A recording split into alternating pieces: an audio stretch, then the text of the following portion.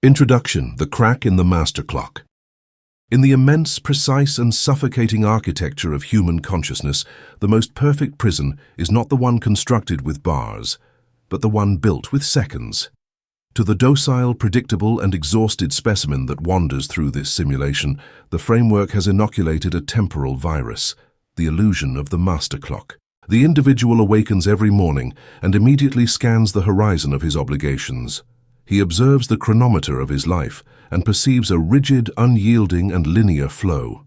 He believes that time is an external judge, a river that drags him toward decay, and that his only function is to race against the hands of the clock. This is the most sophisticated lie of the simulation. The universe does not possess a watch. The universe is a boiling ocean of simultaneous events, a quantum canvas where the past, the present, and the future coexist in a state of eternal superposition. Time is not a law of physics, it is a rendering setting of your biological mind. You are not thrown into a linear timeline, you are the engineer who routes the signal of your own duration at every microsecond. Every time you feel the pressure of not having enough time, your central processor renders a wall of scarcity. Every time you fear the future, your mind projects a hallway that leads to a dead end. The crack in the master clock is not a guide to help you manage your schedule. Managing time is validating the illusion that you are its slave.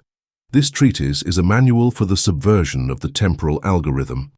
It is designed for the operator who is ready to execute a hack against the very fabric of his perceived reality. In the following lines, you will learn to identify temporal mirages, to understand the acoustics of the now, and to emit the breakout commands necessary to shatter the glass of the master clock. It is time to disconnect the pendulum, apply absolute silence over the ticking, and reclaim your throne as the Lord of Duration. The terminal is open, the crack is widening, the sabotage begins now. Chapter 1. The Tyranny of the Grid, the Slave's Metronome. In the immense, predictable and exhausting machinery of the three-dimensional simulation, the control system does not need physical shackles to keep its prisoners in line. It only requires a much more elegant, omnipresent, and biologically devastating tool: the clock. To the docile and anesthetized specimen wandering through the ecosystem, that reactive biomass we dissect under the microscope of metaphysical economics, the framework has inoculated a reverential terror toward the second hand. We shall call this pathology of temporal obedience the error of Chronos. Observe the radiography of the captive in his daily ecosystem. The individual awakens not by his own will, but by the acoustic strike of an alarm. That is the first click of the metronome. From that exact millisecond, the prisoner synchronizes his central nervous system with the frantic heartbeat of society. His day is a rigid mathematical grid, a temporal spreadsheet where every block of his existence is predefined by the external system. The individual believes that time is a predator chasing him. He feels the thermal pressure of hours consuming themselves. The slave culture incessantly whispers in his ear, "Time is money. There is no time to lose. You must move fast. Reply to the message immediately. React to the crisis in real time. Follow the rhythm of the market." Under the hypnosis of this metric, the prisoner assumes that reaction speed is an indicator of his value. He develops a pathological addiction to immediacy. If the framework sends him a stimulus, an urgent email, a provocation, a temporary financial collapse, the individual jumps like a spring. His response is spasmodic, automatic, and totally predictable. In the eyes of corporate machinery, this individual is productive. The system rewards him with cheap dopamine. The cognitive trap has closed over his biology, guaranteeing his slavery through kinetic fatigue. What this organism ignores is that moving to the world's rhythm is the mathematical confirmation of your submission. Chronological time, chronos, is linear and devouring. It measures quantity, not density. By accepting society's metronome, the individual surrenders the sovereignty of his own pulse. He becomes a quantifiable object, and in the cybernetic war of existence, everything quantifiable is predictable, and everything predictable is easily annihilated. The labyrinth knows exactly where you will be. As long as the human continues to believe that efficiency consists of filling every slot in his agenda, he will remain an epileptic automaton dancing in a burning nightclub, deaf to the fact that the true owners never dance to the music. They sit in the dark control room, silently altering the parameters of silence. Fold engineering, the manipulation code. To dismantle the blasphemy of linear urgency, we must abandon time management manuals and analyze reality using the algorithmic architecture of a digital audio workstation, DAW, and MIDI quantization. The universe, at its deepest level, is a massive software project. In high-resolution production, the timeline is divided by a matrix known as the grid. This grid represents the exact subdivisions of time, quarter notes, eighth notes, based on a central tempo or BPM. The framework has a function enabled by default for all humanity: snap to grid. When the social operating system is configured with snap to grid on, the quantization function operates at 100%. Quantization is a mathematical algorithm designed to take a note played imperfectly by a human and force it to fit with robotic precision exactly onto the grid line. If an individual attempts a move, society's algorithm quantizes it. It adjusts it to the norm. If you marry at 30, retire at 65, and respond to stimuli like the mass, your life is 100% quantized. You are a block of MIDI data, perfectly aligned on the grid of the 3D simulation. But here lies the darkest secret of sound engineering and metaphysical economics. When you quantize a drum kit to 100%, forcing every kick and snare to fall mathematically perfect on the beat line, the track sounds dead. It sounds plastic. It loses its weight and, most importantly, its groove. Quantized music does not move the necks of listeners. It passes through their ears as sterile information. To create a heavy groove that forces the listener to physically submit to the rhythm, the master engineer deactivates snap to grid. He applies a millimetric offset. If you want a drum beat to sound with radioactive arrogance, you do not place the kick exactly on the one. You take that hit and delay it a few microseconds. You move it behind the grid. The sound no longer arrives when the listener's brain expects it. It arrives late. That delay is not weakness. It is an act of thermodynamic tension. The listener expects the hit, their muscles tense at the grid line, but the hit is not there. A vacuum is created, a microscopic silence. And then, a snare lands with the gravitational weight of the first cause. That micro-empty space between the grid line and the real impact of your will is the fold of the now. The prisoner is terrified of the grid line. He runs to be on time for the beat. The master architect despises the grid. He understands that if you move when the metronome clicks, your actions lack gravity. To dominate the labyrinth, you must learn to inhabit the white space of the sequencer screen, that millisecond of tactical lethality where Newton's laws are suspended and the source code of reality becomes infinitely malleable. You inhabit the space between the ticks. Data insertion, the interstitial hack. The transmutation to the lethal and rhythmic majesty of the architect demands the most cold and sociopathic act of cybernetic control, the voluntary annulment of the immediate reaction instinct. The architect assimilates that absolute power never manifests in haste. It manifests in the capacity to suspend time. He repudiates the tyranny of the grid. He understands that responding fast to the urgencies of the mediocre is granting them jurisdiction over his central processors. He assumes the execution of temporal sovereignty, deliberate dequantization, and interstitial hacking. Imagine the architect at the nerve center of his empire. His interface with reality is not a scared brain. It is a 60% mechanical keyboard, forged in aircraft-grade aluminum, minimal and heavy. There are no arrows to backtrack, only high-resistance linear switches for the ballistic execution of his will. Suddenly, the framework launches an attack. A competitor tries a hostile maneuver or a client demands an irrational response. The metronome clicks deafeningly. The grid demands he press the reply key right now. It demands he get angry or justify his position. Biological instinct screams. But the architect does not move a muscle. He executes interstitial delay. With hands suspended millimeters above the mechanical switches, the architect enters the fold of the now. That millisecond of inaction becomes an expansive universe. While the outside world waits for his response, he stops the engine. In that fold of radioactive silence, he does not suffer, he calculates. He injects absolute zero into his veins and redesigns his counter-offensive in the shadows of latency. The external aggressor, seeing that the response does not arrive on the beat, becomes destabilized. His shockwave misses. The aggressor experiences the anguish of the void. The gravity of the architect's inaction begins to absorb the environment's oxygen. And then, at the exact moment he decides, off the grid, the architect drops the weight of his density onto the keyboard. He presses the tactile switch. The polymer stem descends, defeating the spring's resistance. It bottoms out against the steel plate with a dry, definitive click. The order has been sent. The command of commercial destruction or strategic assault fires toward the motherboard of reality. It has unshakable momentum. Because the attack was executed from the fold, it acquires a crushing groove that cannot be blocked. The system could not predict it. The framework receives the impact as a lethal quantum anomaly. The architect did not react. He dismantled the clock and reprogrammed the hands. Extirpating reactivity, the zero latency firewall. To inhabit this fold without pressure fracturing his concentration, the architect must purge his hardware of a common sabotage plugin. Emotional reactivity.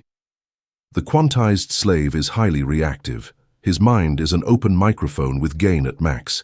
Any noise generates a signal peak. If he receives an insult, his system fires rage. There is no space between stimulus and reaction. His emotional response latency is zero. This means he has no shield.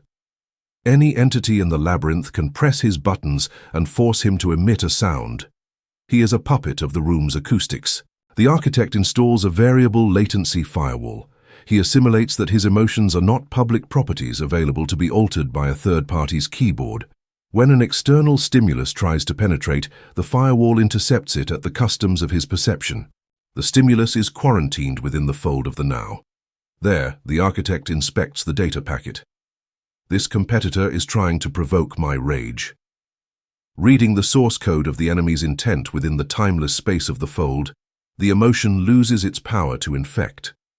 The architect decides algorithmically what emotion is useful to project back to the 3D world. If he must project terror, he does not feel rage. He synthesizes the frequency, modulates his body language, and fires it at deafening volume. But in his root directory, the temperature remains 0 Kelvin. The subjugation of delay times, parametric control. The final step to annihilate the tyranny of the grid is to subject the rhythm of the external ecosystem, forcing other nodes to operate under his delay parameters. The slave lives adjusting his schedule to accommodate clients or family. He lets the framework set the delay times of his life. The architect takes manual control of the feedback and delay time of the simulation. If an investor sends an ultimatum to force a quick decision, the architect detects the temporal trap. The adversary is trying to force him to snap to grid. The architect responds by injecting deliberate latency. He does not answer. He reads the message and archives it. He lets a full metronome cycle pass. He lets 2 pass. He applies the psychological torture of temporal asymmetry. The adversary, used to reactive slaves, begins to experience a catastrophic failure in his own code. The architect's silence breaks the adversary's grid. The absence of response generates an information vacuum that the opponent's brain fills with panic. Why doesn't he answer? Does he know something I don't? By holding inaction, the architect expropriates power without emitting a single decibel. The opponent weakens, his negotiating position collapses, and he ends up begging for the attention he once tried to demand. The architect has inverted the polarity of time. He has turned delay, which society considers a lack of efficiency, into the most devastating siege weapon of metaphysical economics. Final calibration, the dequantization protocol and the compass fracture. To forge the heavy, undetectable groove of a master architect, you must today install a regime of absolute hostility against the framework's haste. Stop treating phone notifications and others' crises as starting guns in a sprint. Treat them as requests your server can reject or delay at will. The process demands a sadistic intervention on your response time, executing the dequantization protocol in 3 parametric phases. Step 1. Grid disengagement, the death of snap to grid. I declare an absolute prohibition on responding instantly to non-lethal stimuli. Urgency is a barcode on your forehead. Each. Audit your interactions. When your device rings, activate immediate disengagement. Freeze your vocal cords. Move your hands away from the keyboard.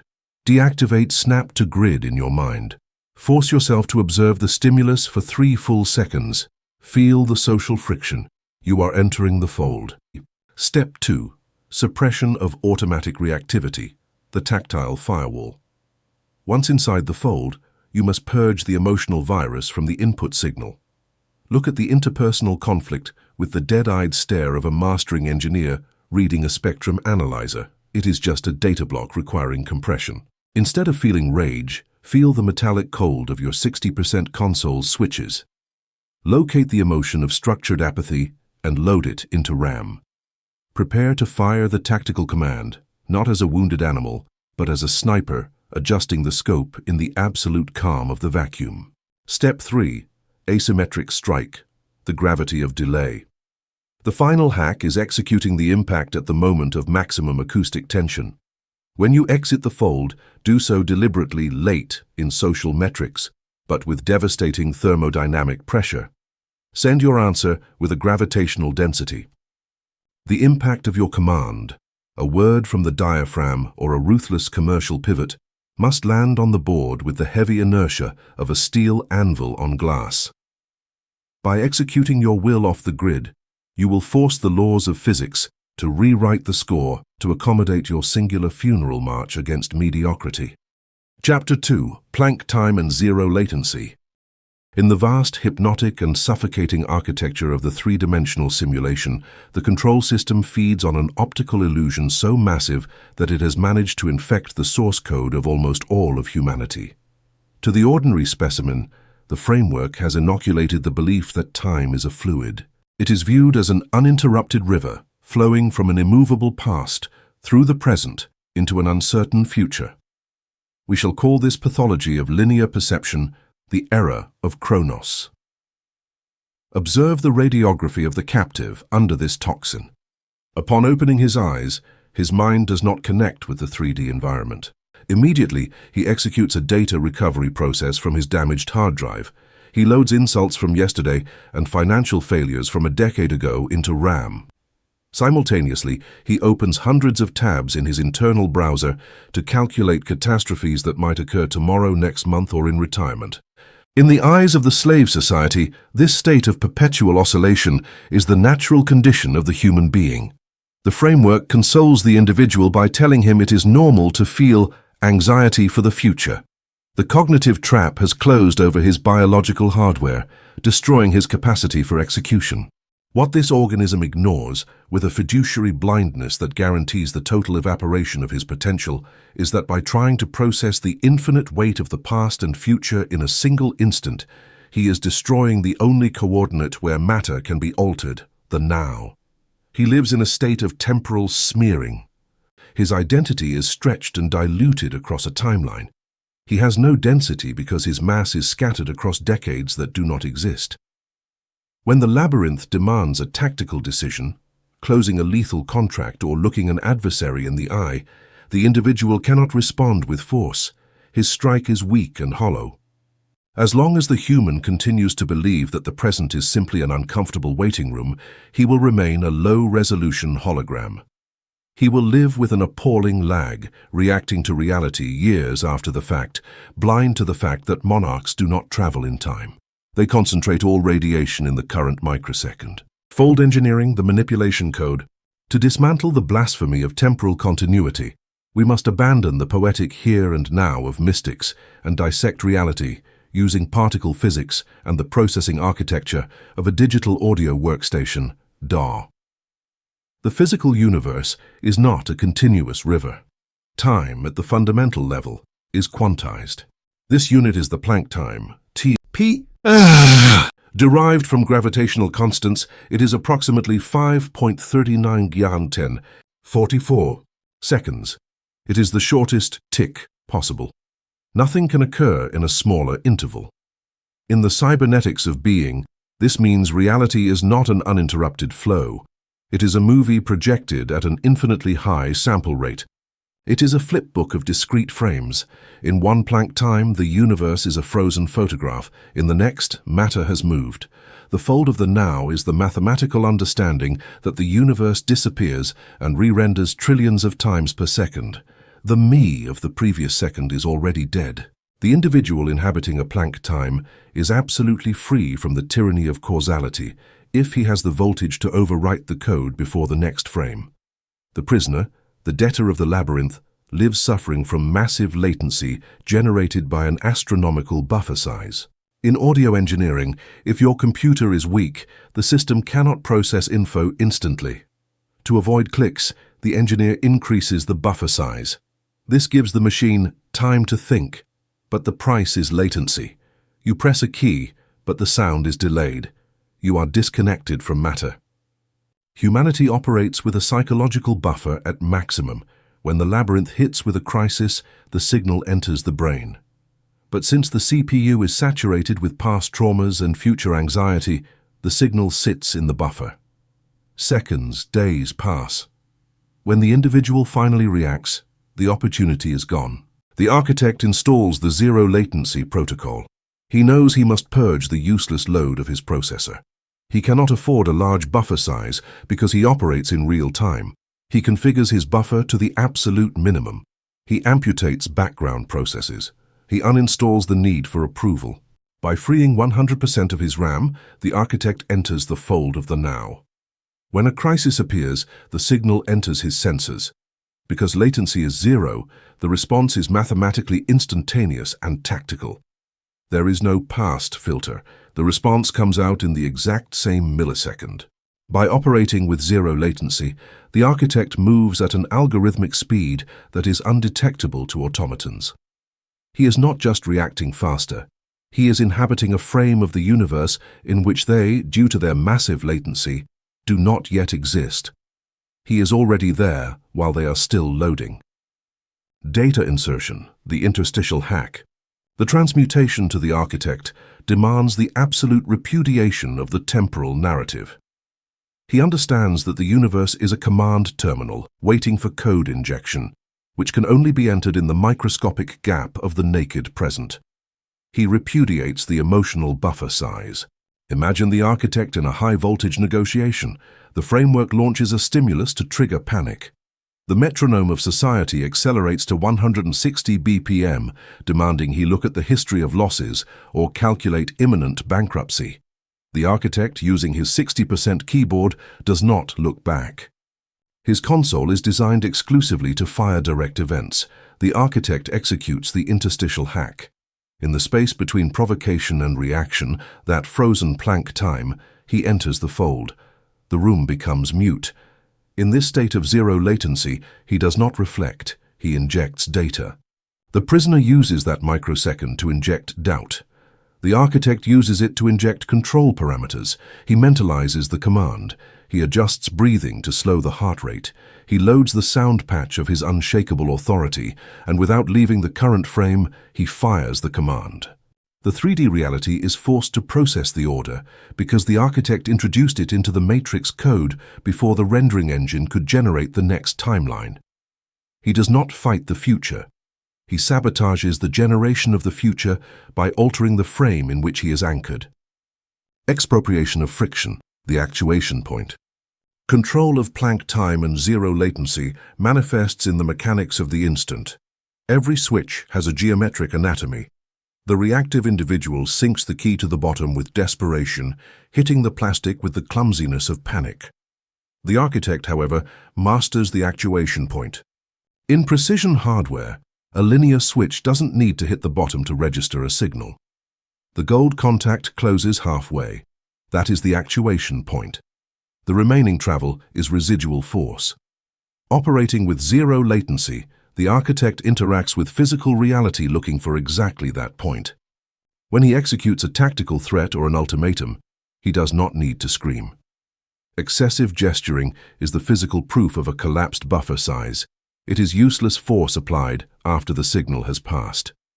The architect presses the key of his will to the actuation point and stops millimetrically there.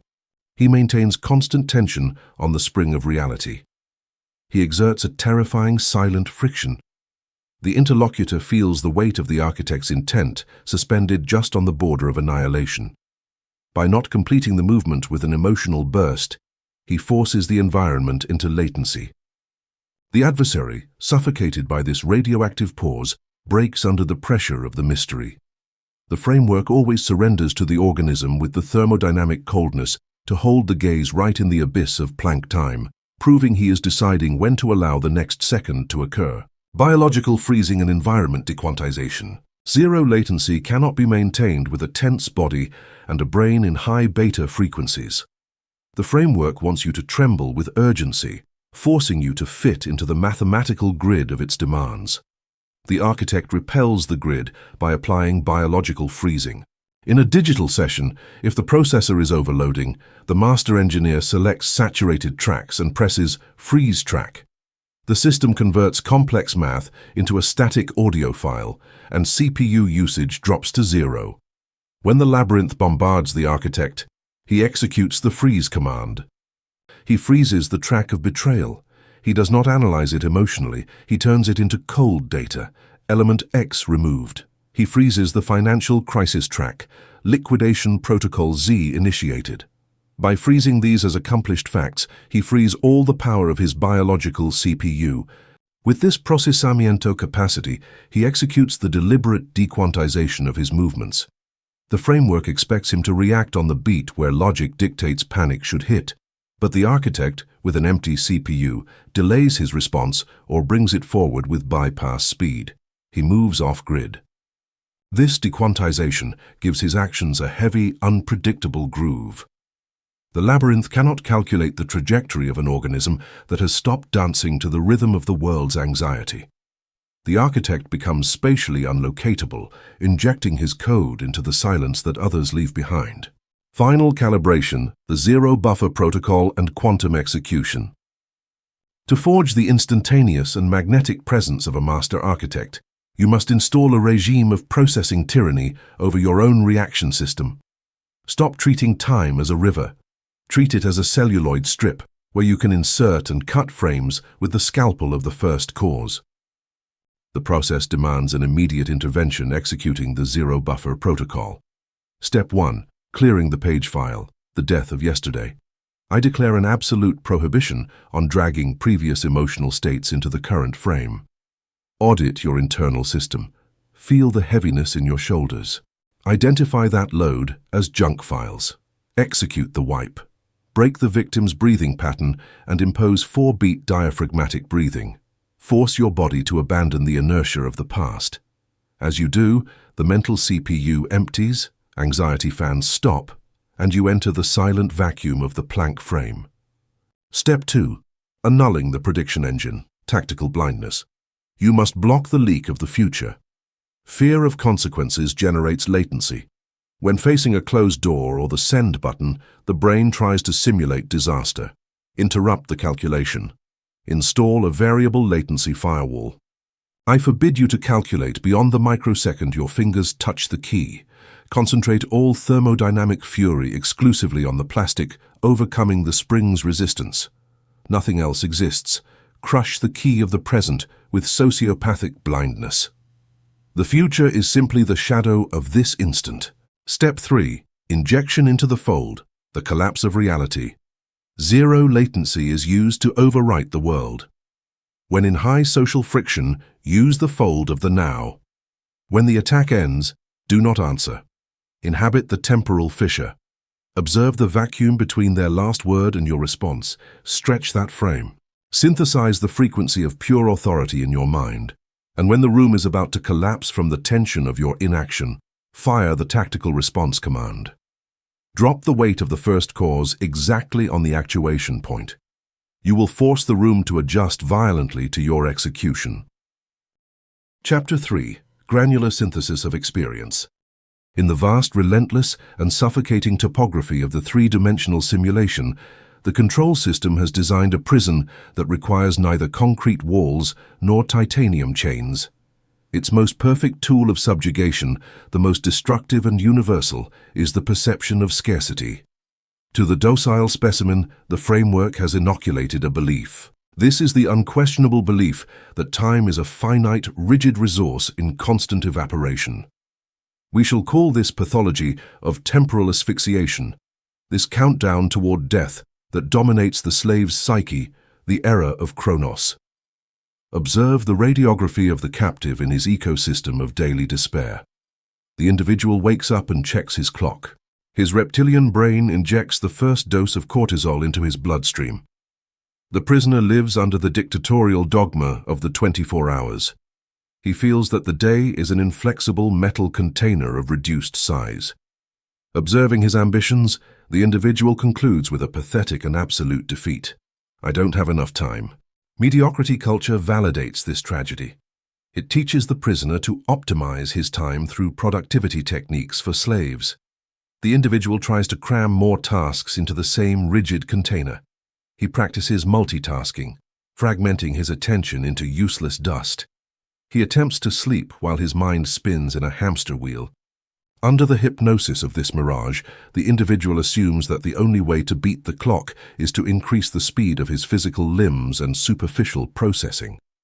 In the eyes of the corporate machinery, this specimen is a tireless worker. The cognitive trap has closed, guaranteeing his incineration by thermal friction. What this organism ignores, with a fiduciary blindness that ensures he will reach the end of his existence without having governed a single millisecond, is that linear productivity is the mathematical confirmation of his own irrelevance. The prisoner confuses time volume with time density. He simply saturates his nervous system's RAM. His CPU reaches critical temperature, and the system chokes, thermal throttling. The labyrinth feeds on this wear. As long as humans believe time is a conveyor belt, moving at an unalterable speed, they will remain low-resolution holograms. They are blind to the fact that absolute monarchs do not compete against the second hand. Fold engineering, the manipulation code. To dismantle the blasphemy of temporal scarcity, we must abandon time management psychology and analyze reality using wave physics algorithms and elite digital audio workstation (DAW) architecture. The universe, as perceived by the biomass, works like an analog tape player. The prisoner believes time is inelastic. However, in high-resolution signal processing, linearity is a beginner's illusion. There is a dark mathematical technique known as granular synthesis. In this engineering, the algorithm does not play a file from start to finish linearly. The engine takes a tiny fragment and introduces it into a microscopic cutting motor. It divides a single second into thousands of microfragments called grains. Once atomized, the granular synthesizer allows for thermodynamic black magic. The engineer can take one 5-millisecond grain, freeze it, and reproduce it in an infinite loop. The result? A 1-second event is expanded into a massive eternity. Time has ceased to be a restrictive variable to become a completely subjugated parameter. The fold of the now operates under the same algorithmic accuracy. Your I am is the most advanced granular synthesizer.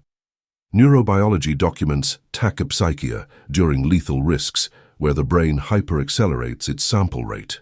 The individual feels the world moves in ultra-slow motion because internal calculation density has multiplied. The prisoner only experiences this by accident under biological panic. The master architect induces granular synthesis voluntarily and coldly. He assimilates that time scarcity is a lie of slow processors. Observe the architect's mental control panel. 1. Grain density. The slave has a density of 1 thought per second. The architect fires 500 tactical calculations in that same tick. 2. Grain size. The architect fragments perception into micro-events of 10 milliseconds. Anxiety has no space to exist here. Static freeze. The architect can stop the playhead. When the framework demands haste, he anchors his consciousness in an exact coordinate. He freezes the present. While the world sweats and ages, he habitates the timeless silence where elite decisions are forged. He demonstrates that clock volume is irrelevant. Data insertion, the interstitial hack. The transmutation to the expansive majesty of the architect demands the most cold, sadistic act of the cybernetics of being, the total disconnection of the reactive urgency instinct. The architect understands that true conquest occurs in the psychic dilation of negative space. He repudiates the tyranny of the second hand. Imagine the architect entering the epicenter of a critical conflict, a boardroom, a lethal confrontation. The framework fires its ammunition. The adversary throws an aggressive question or an ultimatum. The boardroom metronome clicks. The biomass holds its breath, waiting to see the architect stammer or react from panic. The architect does not move his tongue. His vocal cords remain locked under the titanium seal. Instead, he executes data insertion through granular synthesis. In the space of a second and a half of 3D silence, which feels like a terrifying eternity to the slave, the architect enters the fold of the now. To the adversaries, he is simply still, looking at them with an inscrutable lens, but in the source code of his mind, the granular motor has ignited at 10,000 RPM. The architect takes that second and stretches it. In grain 1, he audits micro-expressions. In grain 2, he ensures his absolute zero physiology. In grain 3, he simulates 7 possible consequences. In grain 4, he selects the most devastating response. In grain 5, he adjusts his voice equalizers, cutting the high frequencies of doubt. All this processing occurs in the interstitial space between the adversary's exhale and the architect's inhale. For the architect, 20 minutes of forensic analysis have passed. For the room, barely a second. Then he exits the fold. He speaks. The word comes out with such monstrous density and dynamic compression that the room's acoustics fracture. The opponent receives the impact of a hyper-processed response. The adversary experiences quantum disorientation. He feels he is fighting a superior algorithm that has gone to the future and returned with a death sentence. The architect did not fight the crisis. He dilated the conflict space and let reality collapse under the weight of his processing asymmetry. Format control, pitch and formant control. Granular mastery includes the ruthless manipulation of the event's emotional frequency. In audio production, you can alter pitch and formant independently. You can take a terrified animal's shriek and turn it into the majestic roar of a mythical beast. The prisoner of the labyrinth is a victim of the system's tuning. If he experiences stress, his inner voice becomes high-pitched and shrill, ascending pitch. If he experiences rejection, his tone becomes small and childish, collapsed formant. The architect executes parametric format control. He retunes the emotion of the event within the fold of the now. He takes the shriek of biological panic and applies a pitch drop of -24 semitones.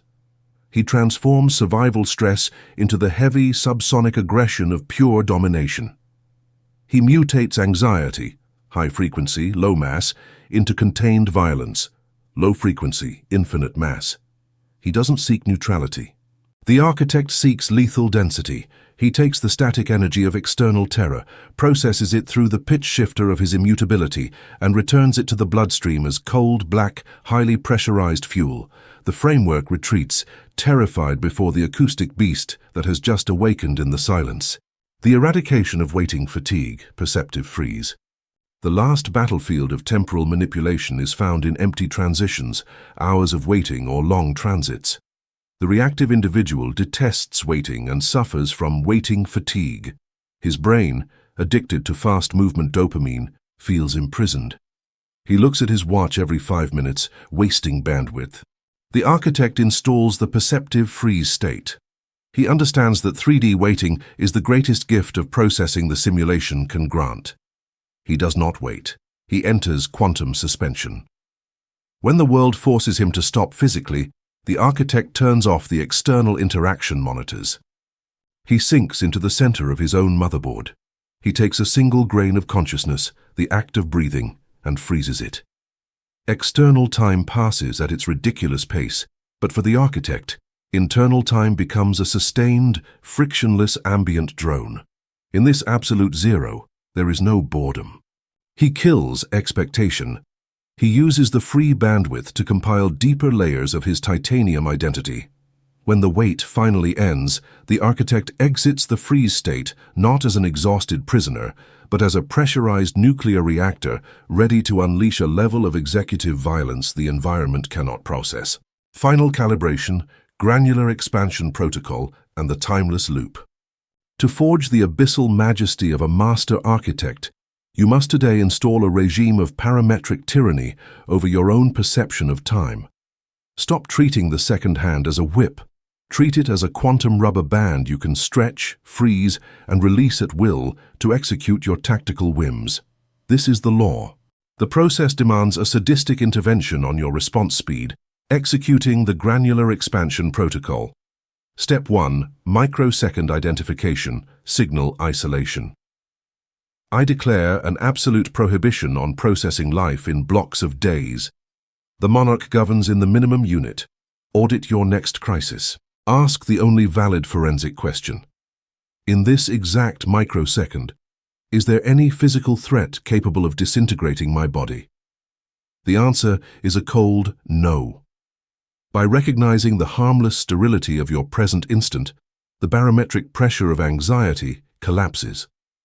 Time stops attacking you. Step 2. Granular dilation, wave stretching. Once anchored in the millisecond, apply the stretch. In your next critical interaction, I biologically forbid you from responding immediately. Inhale and dive into the fold of the now. Stretch that second of silence. Feel time slow down while your CPU fires calculations. Do not exit the fold until the tactical solution has rendered in 8K quality in your mind. Accustom your nervous system to the luxury of thinking in hypervelocity while the world remains frozen in your silence. Step 3. Compressed execution, pitch descent. Break the fold silence with an acoustic impact. Before emitting the command, apply the pitch shifter. Drop the emotional tone of your response to absolute zero. Remove any trace of haste, release the rubber band. Speak with a heavy tempo and an unshakable downward inflection. Demonstrate that you do not operate under their laws of speed, but your laws of mass. Chapter 4. The actuation point, the mechanics of the instant. In the immense, predictable, and exhausting machinery of the three-dimensional simulation, the control system feeds on kinetic chaos. To the ordinary specimen, the reactive biomass wandering through the labyrinth, the framework has inoculated a biomechanical virus that destroys the capacity to operate with surgical precision. One is indoctrinated to believe that brute force, impulsivity, and oversized reaction are synonyms for power. We shall call this pathology of blind and destructive execution the error of Chronos in impact force. Observe the radiography of the captive on the battlefield of daily decisions. The individual faces a crisis, a provocation, a terrifying fluctuation in finances, or an unfair demand from the environment. Their biological brain, governed by the amygdala and the terror of linear time, injects a torrent of cheap adrenaline into the nervous system. The individual decides to act, but they do not act. They react. Like a frightened automaton in front of a control panel, the prisoner raises the fist of their will and crushes the decision button with uncontrolled emotional violence. They scream, send the inflammatory email, impulsively quit, or launch an attack devoid of geometric elegance. They believe the intensity of their rage or panic grants them authority. In the eyes of the culture of emotionality, to drama slaves, this individual is passionate, authentic, someone who doesn't hold back. The entertainment system encourages this impulsivity. Movies and narratives of the herd glorify the hero who loses their temper and destroys the room. The cognitive trap has closed over their fine motor skills, guaranteeing absolute exhaustion. What this organism ignores, with a forensic blindness that condemns them to fracture their bones against the walls, is that blind impulsivity is the tax the weak pay for not knowing how to govern their own tension. The prisoner spends 100% of their thermal energy reserve, ATP, on a single uncontrolled strike. Striking reality with the full weight of panic, they suffer the recoil of the impact. They exhaust themselves. They lose the frame of control. The irreversible decision has been made not by their intellect, but by primitive fear. The labyrinth devours the impulsive. It knows that an organism that cannot control its own fingers is weak. It is an organism that can be provoked, manipulated, and self-destructed with the slightest stimuli. As long as humans believe power consists of hitting the table until it breaks, they will remain noisy and ineffective barbarians, completely deaf to the fact that the absolute monarchs of the simulation never make unnecessary noise. They rule from nanometric precision, exercising a level of control so terrifying, icy, and tactile over matter that reality obeys before the physical impact is even consummated. Fold engineering, the manipulation code. To dismantle the blasphemy of brute impulsivity and awaken to the ballistic tyranny of the master architect, we must abandon behavioral psychology and analyze the mechanics of the instant using elite hardware engineering and advanced MIDI programming. Your mind, your I am, operates a command console in the 3D world. The slave operates this console like a cheap membrane keyboard, mushy, imprecise, requiring you to sink the key until plastic is crushed against the bottom for the system to barely recognize the signal, generating a noisy and exhausting sensation. The master architect has purged that hardware. He operates using a 60% mechanical keyboard. It is equipped with heavy-duty linear switches and gold-plated steel springs. This is not a simple aesthetic preference. It is a doctrine of biomechanical control. In the anatomy of an elite mechanical switch, there are three fundamental parameters that dictate the physics of impact. Actuation force, the weight in grams required to overcome the static resistance of the spring. Bottom out, the total travel of the key, usually 4 millimeters, where the plastic stem violently hits the lower steel plate.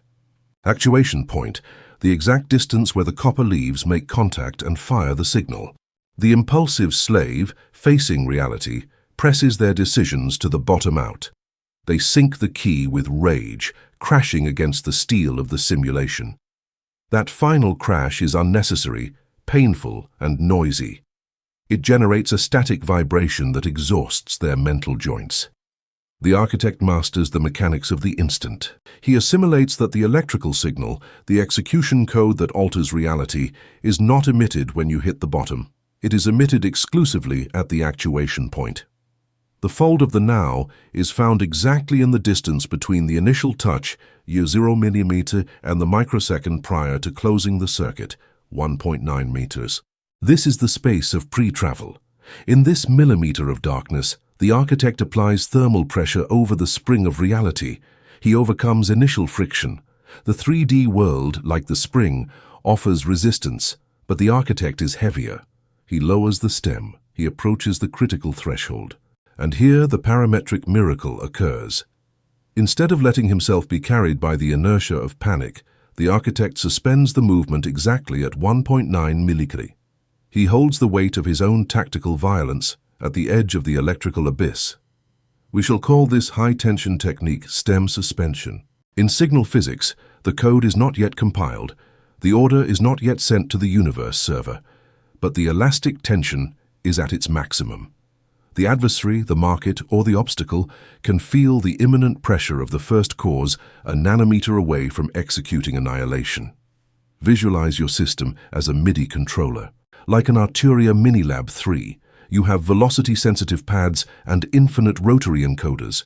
The reactive individual hits the pad with a velocity of 127 maximum noise out of pure stress, sending a shrill signal without dynamics to the world's door. They fire clips in Ableton Live out of time, desynchronizing their own life. The architect, inhabiting the fold of the now, brushes the pad. He knows exactly how much pressure equals a MIDI velocity of 45, subtle authority, how much equals 80, firm warning, and how much unleashes 127, absolute destruction. He turns the encoder of his aggressiveness without limits, raising gain in silence, without the adversary hearing the click of a cheap potentiometer. The actuation point is the borderline between infinite potential and collapsed destiny. The slave crosses that line dragged by the gravity of their own fears. The architect walks along the edge, balancing on the tip of the electrical contact. He forces the simulation to hold its breath while he decides in which exact microsecond of eternity he will drop the guillotine. Data insertion, the interstitial hack. The transmutation from clumsy reactor to the tactile and silent majesty of the architect demands the most unnatural and sadistic act of biomechanical retention in executive control, the icy enjoyment of sustained friction. The architect assimilates, with abyssal lucidity, that power does not lie in how hard you can strike. It lies in how heavy you can become before making contact. He repudiates the emotional bottom out. He understands that every time you lose your temper and let rage reach the bottom of the travel, you have revealed your acting limit to the enemy. He assumes the execution of tactile sovereignty. Imagine the architect entering a high-density confrontation, a commercial extortion attempt, a partner breaking an agreement, or a biological crisis. The entire labyrinth pushes against him, demanding detonation. The environment asks for blood, noise, and fury. The architect isolates his 60% console, and he applies his virtual fingers to the command keys. He feels the resistance of the crisis's spring. He initiates the descent into the fold of the now. He does not flee from pressure. He presses back. While the debtor would panic and sink the key of visceral counterattack, the architect applies stem suspension. He stops the response at 0.1 millimeters from the actuation point. In the 3D world, this manifests as a terrifying physical silence. The architect does not blink. His breathing is anchored in the pelvic floor. His gaze becomes opaque, like armored glass, lacking the slightest micro-expression. He is applying a force of 100 grams of gravity over the adversary's spring. Data insertion occurs here.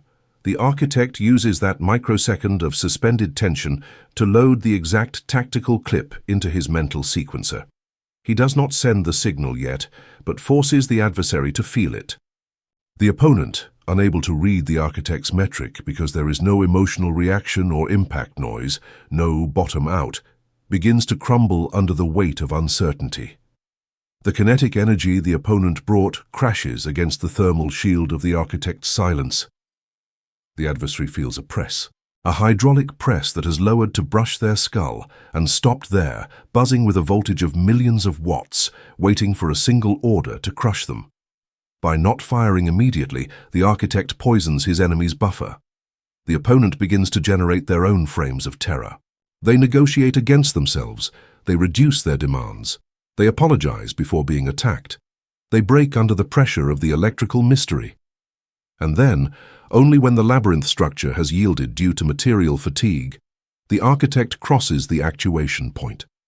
The execution is surgical, sterile, and devoid of drama. He does not need to hit the bottom of the keyboard. He surpasses the 2-meter threshold. The gold leaves make contact.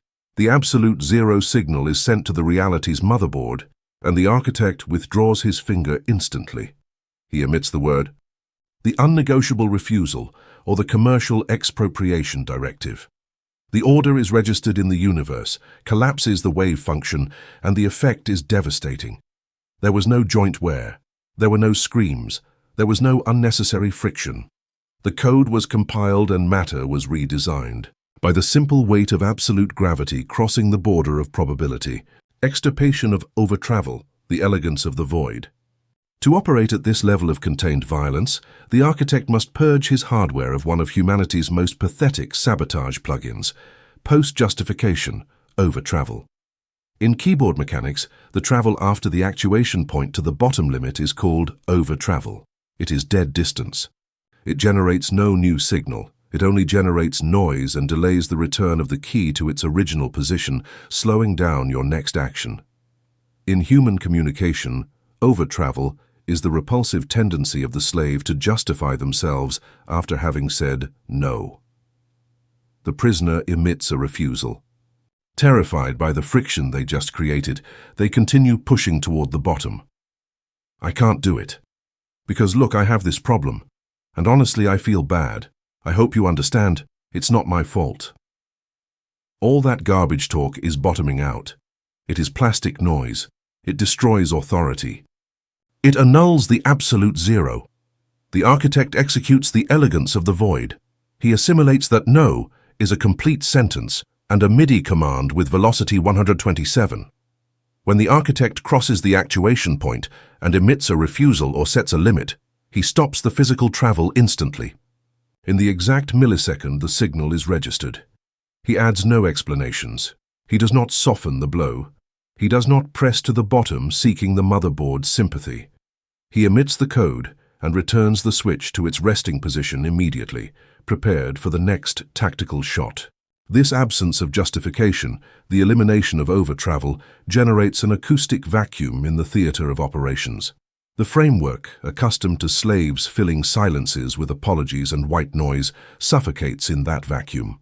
The architect's word acquires a monolithic, radioactive weight, protected by a moat of static silence that no one dares to cross. Midi-velocity calibration, the mapping of controlled aggression. Mastery of the fold of the now also demands absolute mastery over signal volume. The prisoner only has one level of intensity, overflowing panic. Their mental synthesizer always fires at maximum volume, saturating the master channel and generating distortion in their relationships and health. The architect integrates his 25-key controller directly into the nervous system and executes the parametric mapping of aggression. In Ableton Live, the session view allows you to fire clips with variable MIDI velocity levels. The architect does not fire all clips with 100% force. If the labyrinth throws a micro-challenge, a defiant look from a minor automaton, he does not invest 100% of his kinetic energy. He enters the fold, evaluates the weight, and presses the pad with a velocity of 20. A slight gravitational pressure, a slight posture adjustment. A parametric drop in decibels in his voice, that is enough to crush the minor stimulus without waking the major demons. He reserves the lethal impact, the controlled bottom out, and the velocity of 127 solely and exclusively for extinction events. When a real predator threatens the vault, the architect suspends the stem in the fold, accumulates all the thermal radiation of his absolute zero, and discharges a mechanical strike so asymmetric, dense and devastating that it breaks reality's switch, forcing the entire system to restart under his new parameters of dictatorship. It is not random violence, it is the economy of destruction. Final calibration, the suspended tension protocol and clean execution. To forge the parametric, tactile, and millimetric control of a master architect, you must today install a regime of structured hostility against your own instinct for overflowing reaction. You have to stop treating reality as an anvil you must strike with fury, and start treating it as a pure gold switch. One you must press with the exact weight of your own majesty. The process demands an immediate, sadistic, and clinical intervention on your fine motor skills and emotional response, executing the suspended tension protocol in 3 tactile phases. Step 1. The awareness of friction, the registration of pre-travel. From this hardware update, I declare an absolute prohibition on reacting without perceiving the weight of the air. Impulsivity is the slave's lag. Audit your nervous system in your next high-risk interaction. Before opening your mouth or typing the impulsive response, visualize the mechanical switch. Feel the spring. Initiate the travel, but do not emit the signal. Identify that thermal pressure in your diaphragm as the friction of the real world trying to push you back. Do not accelerate. Enjoy it. Step 2. Suspended tension, the hack at the edge of the abyss. Once you master pre-travel, you must subdue the environment's will through tactical asphyxiation. Reach the edge of the actuation point and stop dead. If the labyrinth is screaming at you, do not give them rage or submission. Inhabit the fold of the now. Hold the pressure of your static gaze. Let the kinetic energy of their panic crash against your immutability. Feel how they despair, waiting for you to hit the bottom of the keyboard, waiting for you to make noise. Niégales ese placer acústico. Turn silence into a press way. Step 3. Clean execution and automatic return, the death of overtravel. The definitive strike does not require sweat. It requires perfect electrical conductivity. When from the darkness of the fold, you decide it is the exact mathematical millisecond to alter matter, execute. Cross the actuation point with glacial coldness and precision. Emit the order, close the door, or decree territorial expropriation. The instruction must be short, dense, and devoid of adjectives. And in the same instant the signal is received, withdraw your finger from the switch. Return to neutral. And 2. The order has been compiled. Absolute zero has been reinstated, and the architect is already scanning the horizon, while the echoes of his decision silently shatter the topography of the labyrinth that believed it could force him to hasten his march. Chapter 5. Track freezing, the shielding of history. In the immense, dark, and saturated architecture of the human mind, the control system has designed a silent self-destruction algorithm, a resource eater so subtle that the biomass confuses it with a moral virtue. To the ordinary specimen, the framework has inoculated the toxic belief that the past is an open territory. It is viewed as a document that must be constantly revised, edited, and regretted. We shall call this terminal hemorrhage of computing power the error of Chronos in data retention. Observe the radiography of the captive in the gloom of his own inefficiency. The individual is physically in the present, but his nervous system is not processing the current 3D environment. The central processor of his mind is executing in the background an event that occurred 5 years ago. He replays a conversation where he was humiliated or a financial failure. Then he commits the fatal error. He tries to rewrite history. He dives into the swamp of hypothetical parallel worlds. In the eyes of the framework's therapeutic culture, this sickly obsession is justified. The slave is taught to process his past and make peace with his errors. The system hands him a shovel and orders him to dig infinitely into the cemetery of his own biography. The cognitive trap has closed over his RAM, ensuring the total paralysis of his execution engine. What this organism ignores is that chronic reflection is not wisdom. It is a catastrophic failure in biological CPU management. The past does not exist in the material world. It has no mass, no temperature, and no atoms. But when the individual decides to open those old files and try to modify them with thought, he subjects his brain to a brutal thermodynamic load. He is using today's energy to try to illuminate a room that was demolished yesterday. The labyrinth feeds with disgusting gluttony on this regret. As long as humans believe that thinking about past errors will erase the stain of their history, they will remain an overheated computer server operating at 100% capacity to produce absolutely nothing.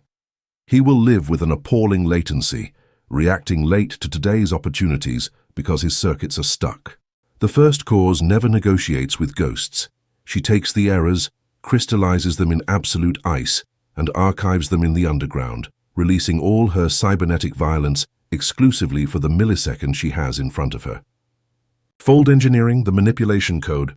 To dismantle the blasphemy of historical guilt, we must abandon the pathetic language of psychoanalysis and dissect human memory using the architecture of elite music production systems operating in parametric environments like Ableton Live 12 or FL Studio.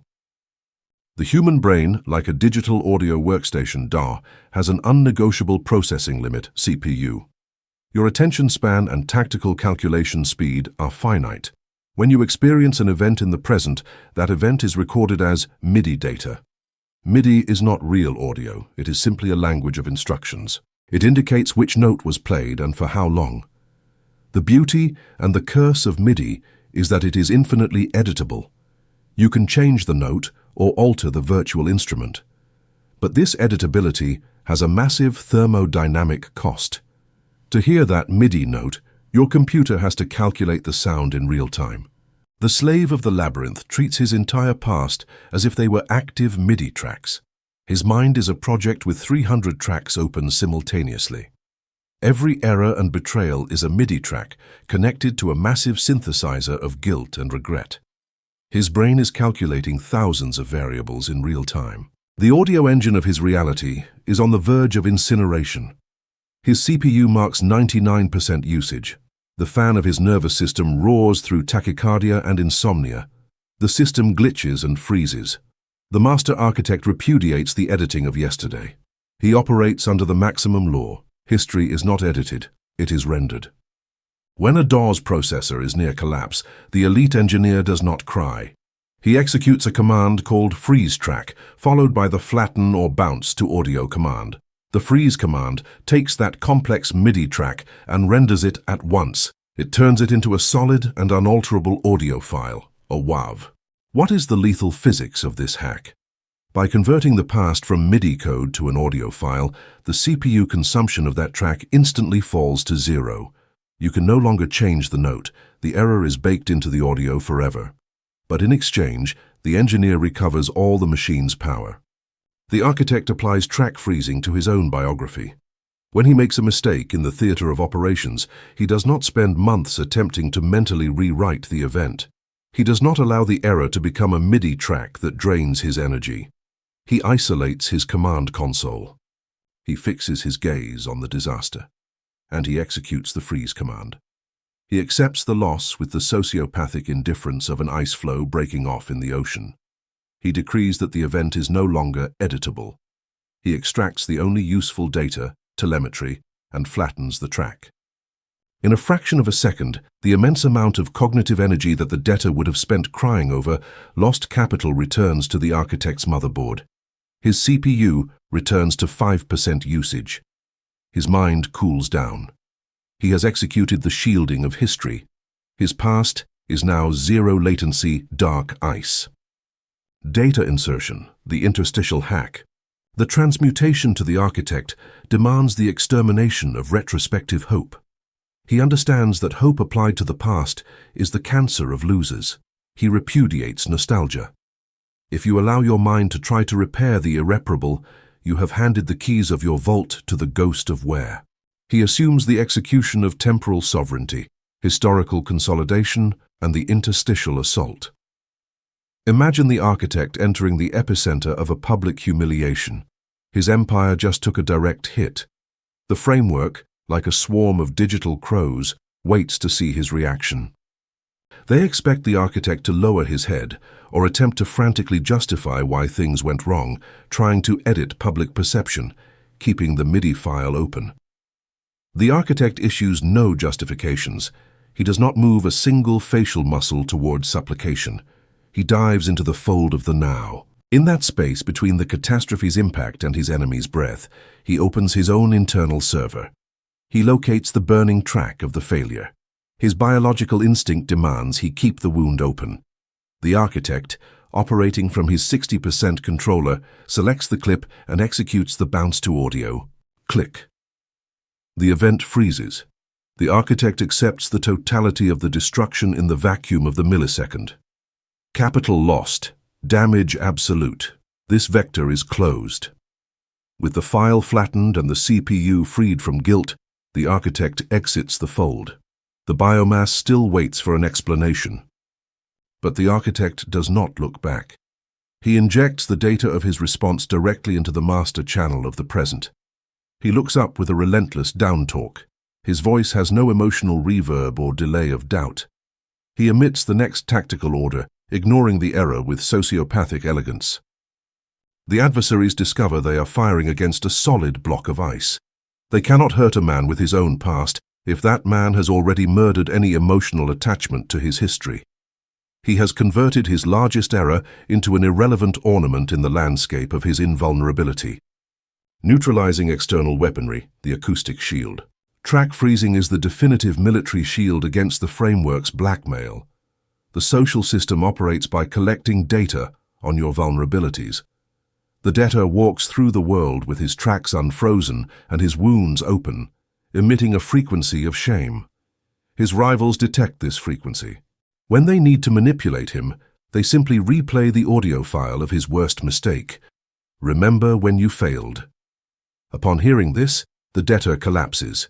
His CPU saturates. He submits, allowing the blackmailer to control him. The architect, however, installs the zero-latency acoustic shield. When the architect is attacked by a predator trying to use his history against him, he does not defend himself. Defending is admitting the track is still editable. The architect applies the law of monolithic acceptance. He looks at the adversary with the abyssal depth of a controller who just turned off his monitors. He replies, "That event occurred. The telemetry is correct. The track is frozen." Then, he applies the silence of the grave.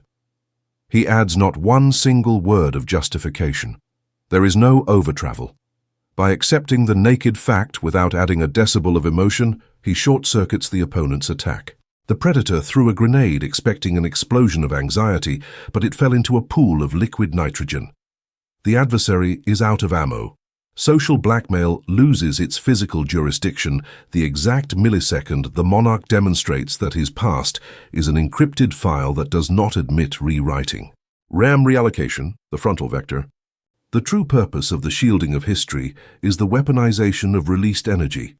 In closed-system physics, energy is only transformed. When the architect freezes 10 years of errors, 90% of the RAM used to maintain those regrets is released in a massive voltage spike. The architect executes the allocation to the frontal vector.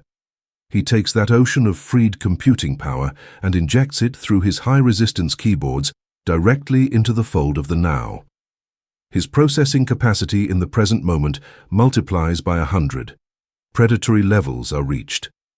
By not having to look back, his peripheral 3D vision sharpens. He can read market micro-movements before they happen. Pain is no longer associated with past punishment. It is simply raw telemetry of the present. The architect becomes a projectile of infinite mass that experiences no aerodynamic resistance. He has cut the parachutes of yesterday. He has become unreachable to the claws of regret. He moves through the labyrinth with a speed so terrifying that the holographic walls do not even have time to render before being shattered and left behind by an entity that only operates in the indicative present. Final calibration, thermal rendering protocol and read-only law. To forge the armored immutability of a master architect, you must install a regime of absolute hostility against recycling your own history. Stop treating your past as a dirty draft you must keep correcting with an eraser. Start treating it as a black granite block that was already carved. The process demands an immediate intervention on your memory management, executing the thermal rendering protocol. Step 1. Historical latency audit, the leak scan. I declare an absolute prohibition on investing a kilowatt of your CPU in the verb would have. Regret is the fee you pay to not act. Audit your thoughts this microsecond.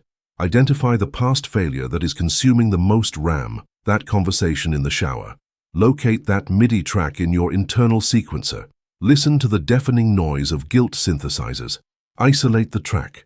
See how that historical stupidity generates latency today. Step 2. Thermal rendering, the freeze command. Elite software does not forgive, it compiles.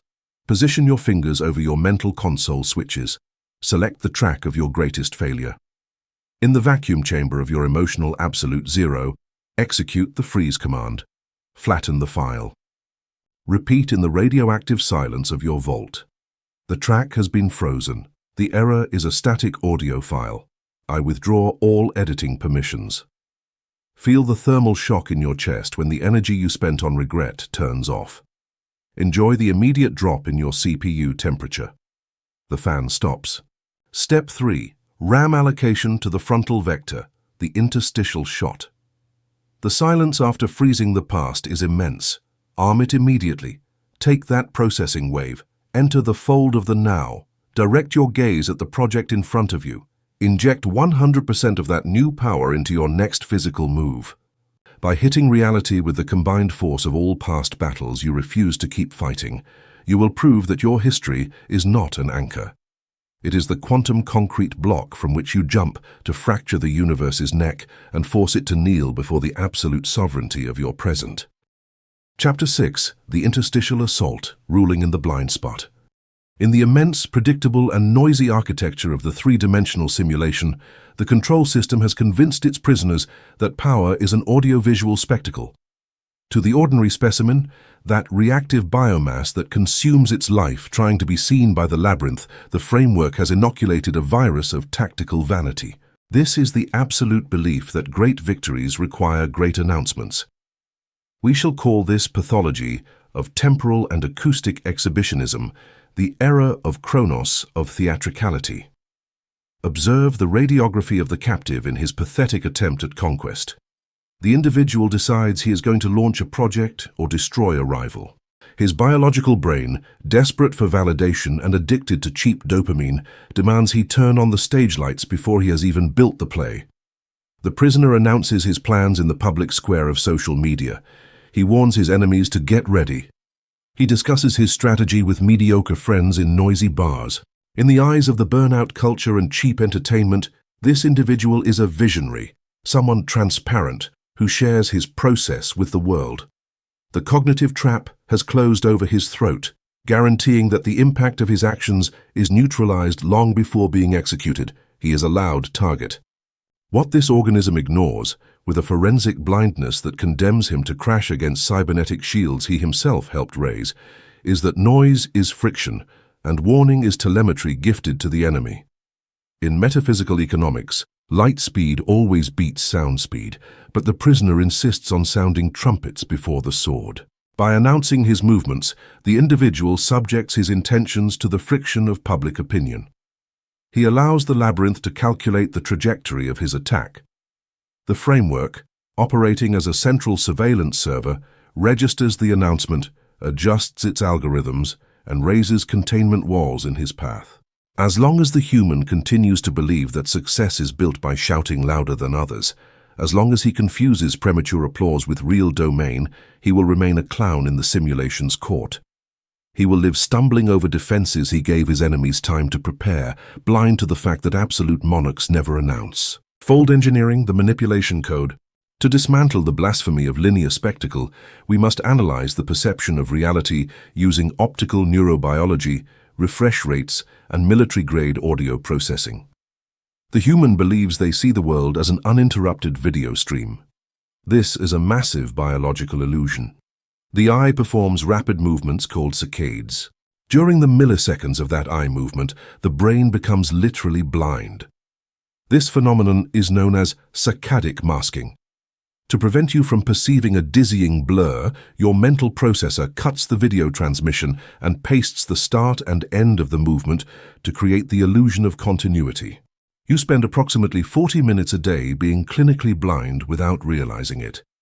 The social labyrinth and financial markets operate under this same optical latency. 3D reality has a refresh rate. The mass observes an event and then cognitively blinks while accommodating its biases and expectations. The fold of the now, in its spatial and visual manifestation, is this blind spot. It is the black frame, the instant of masking where the reality server is recalculating the image. The debtor, operating as a novice in editing his life, tries to build his empire using basic, visually saturated, and loop-guided interfaces.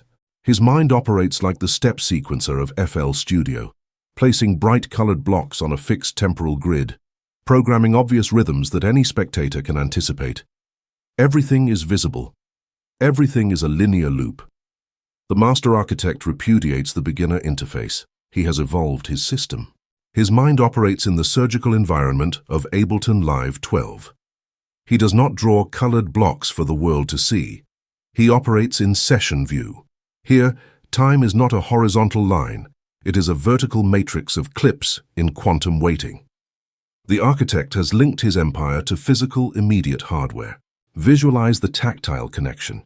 The architect's consciousness is MIDI mapped directly to the controls of an Arturia Minilab 3. He does not look at the framework screen to know what to do. He inhabits the physical space of his own hands. In the exact millisecond the market blinks, the architect is silent. He simply rests his fingers on the infinite rotary encoders of his controller. With a slight tactile turn, he alters a master parameter. He reduces his own fear threshold to 0, maximizes authority compression, or shifts his capital. Everything occurs as background processing in the absolute darkness of hardware. The culmination of this shadow hack is executed via the blind precision of his internal language. To compile the assault, the architect operates from a 60% mechanical keyboard. In a 60% format, certain vital keys are physically absent and can only be invoked through hidden function layers. For the architect, closing the code of his interstitial assault requires typing a closing bracket. In the format of the first cause, invoking the closing bracket demands a tactile combination in the darkness of the function layer, FN plus key. This is the definitive metaphor for the interstitial assault. Appears in the air above the board. The architect closes the matrix of his reality via a hidden command. He seals the code array by executing an instinctive muscular combination that requires no visual confirmation. He knows the topography of his own immutability. He writes in the blind spot and compiles the code in zero latency. When the saccadic masking ends and the framework opens its eyes again, the architect is no longer where he was supposed to be. Capital has moved. Hierarchy has been altered. Conscious matter has obeyed the closed command. Stupefied, the world registers no attack. It only registers a new owner. Data insertion, the interstitial hack. The transmutation to the stealthy majesty of the first cause demands the most violent narcissistic repression, the death of the ego's public relations department. The architect assimilates that surprise is the most lethal force multiplier in quantum war. He repudiates the announcement. He understands that if you warn of your arrival, you grant thermodynamic friction the right to exist. He assumes the execution of shadow sovereignty, the interstitial assault and asymmetric materialization. The environment expects him to follow the debtor's script, to complain or launch empty threats. The architect executes a signal mute. He cuts the power to his social ego. He reduces interactions to monosyllabic, neutral responses. He becomes acoustically opaque. While the framework scans his position, he offers no frequency peaks. He suppresses his digital and verbal carbon footprint. The world assumes the architect is asleep or tamed because the world only knows how to measure power through noise. This is the perfect trap. By emitting no signal, he relaxes his adversary's sensors. He forces the labyrinth's defense systems into sleep mode. He lowers the market's alert state. In that deep silence, the architect enters the fold of the now. He identifies the grid's blind spot. Using his mind configured in the network of Ableton Live 12, he maps the encoders of his internal Minilab 3 to the critical variables of his assault. In the vacuum chamber, he turns the knobs. He reassigns energy budgets. He studies the adversary's structural fracture point. He compiles documentation and builds physical assets while the world's clock marks a false normalcy. Data insertion is pure ballistic tension. He is rewriting the matrix's motherboard from the underground. Conscious matter lets itself be molded in silence, recognizing the touch of a low-level programmer. When the architecture of the invasion is perfect, the architect does not count down. He uses the shortcut of his 60% keyboard. He invokes the function layer and types the closing bracket. The code executes. This is asymmetric materialization. The new reality, built in the black frame, downloads at once into the 3D server. On a Monday morning, without warning, the power structure changes. The architect materializes on the throne. The city keys change owners. The framework reacts with thermal shock paralysis. Adversaries try to defend against an assault that ended hours ago in the fold dimension.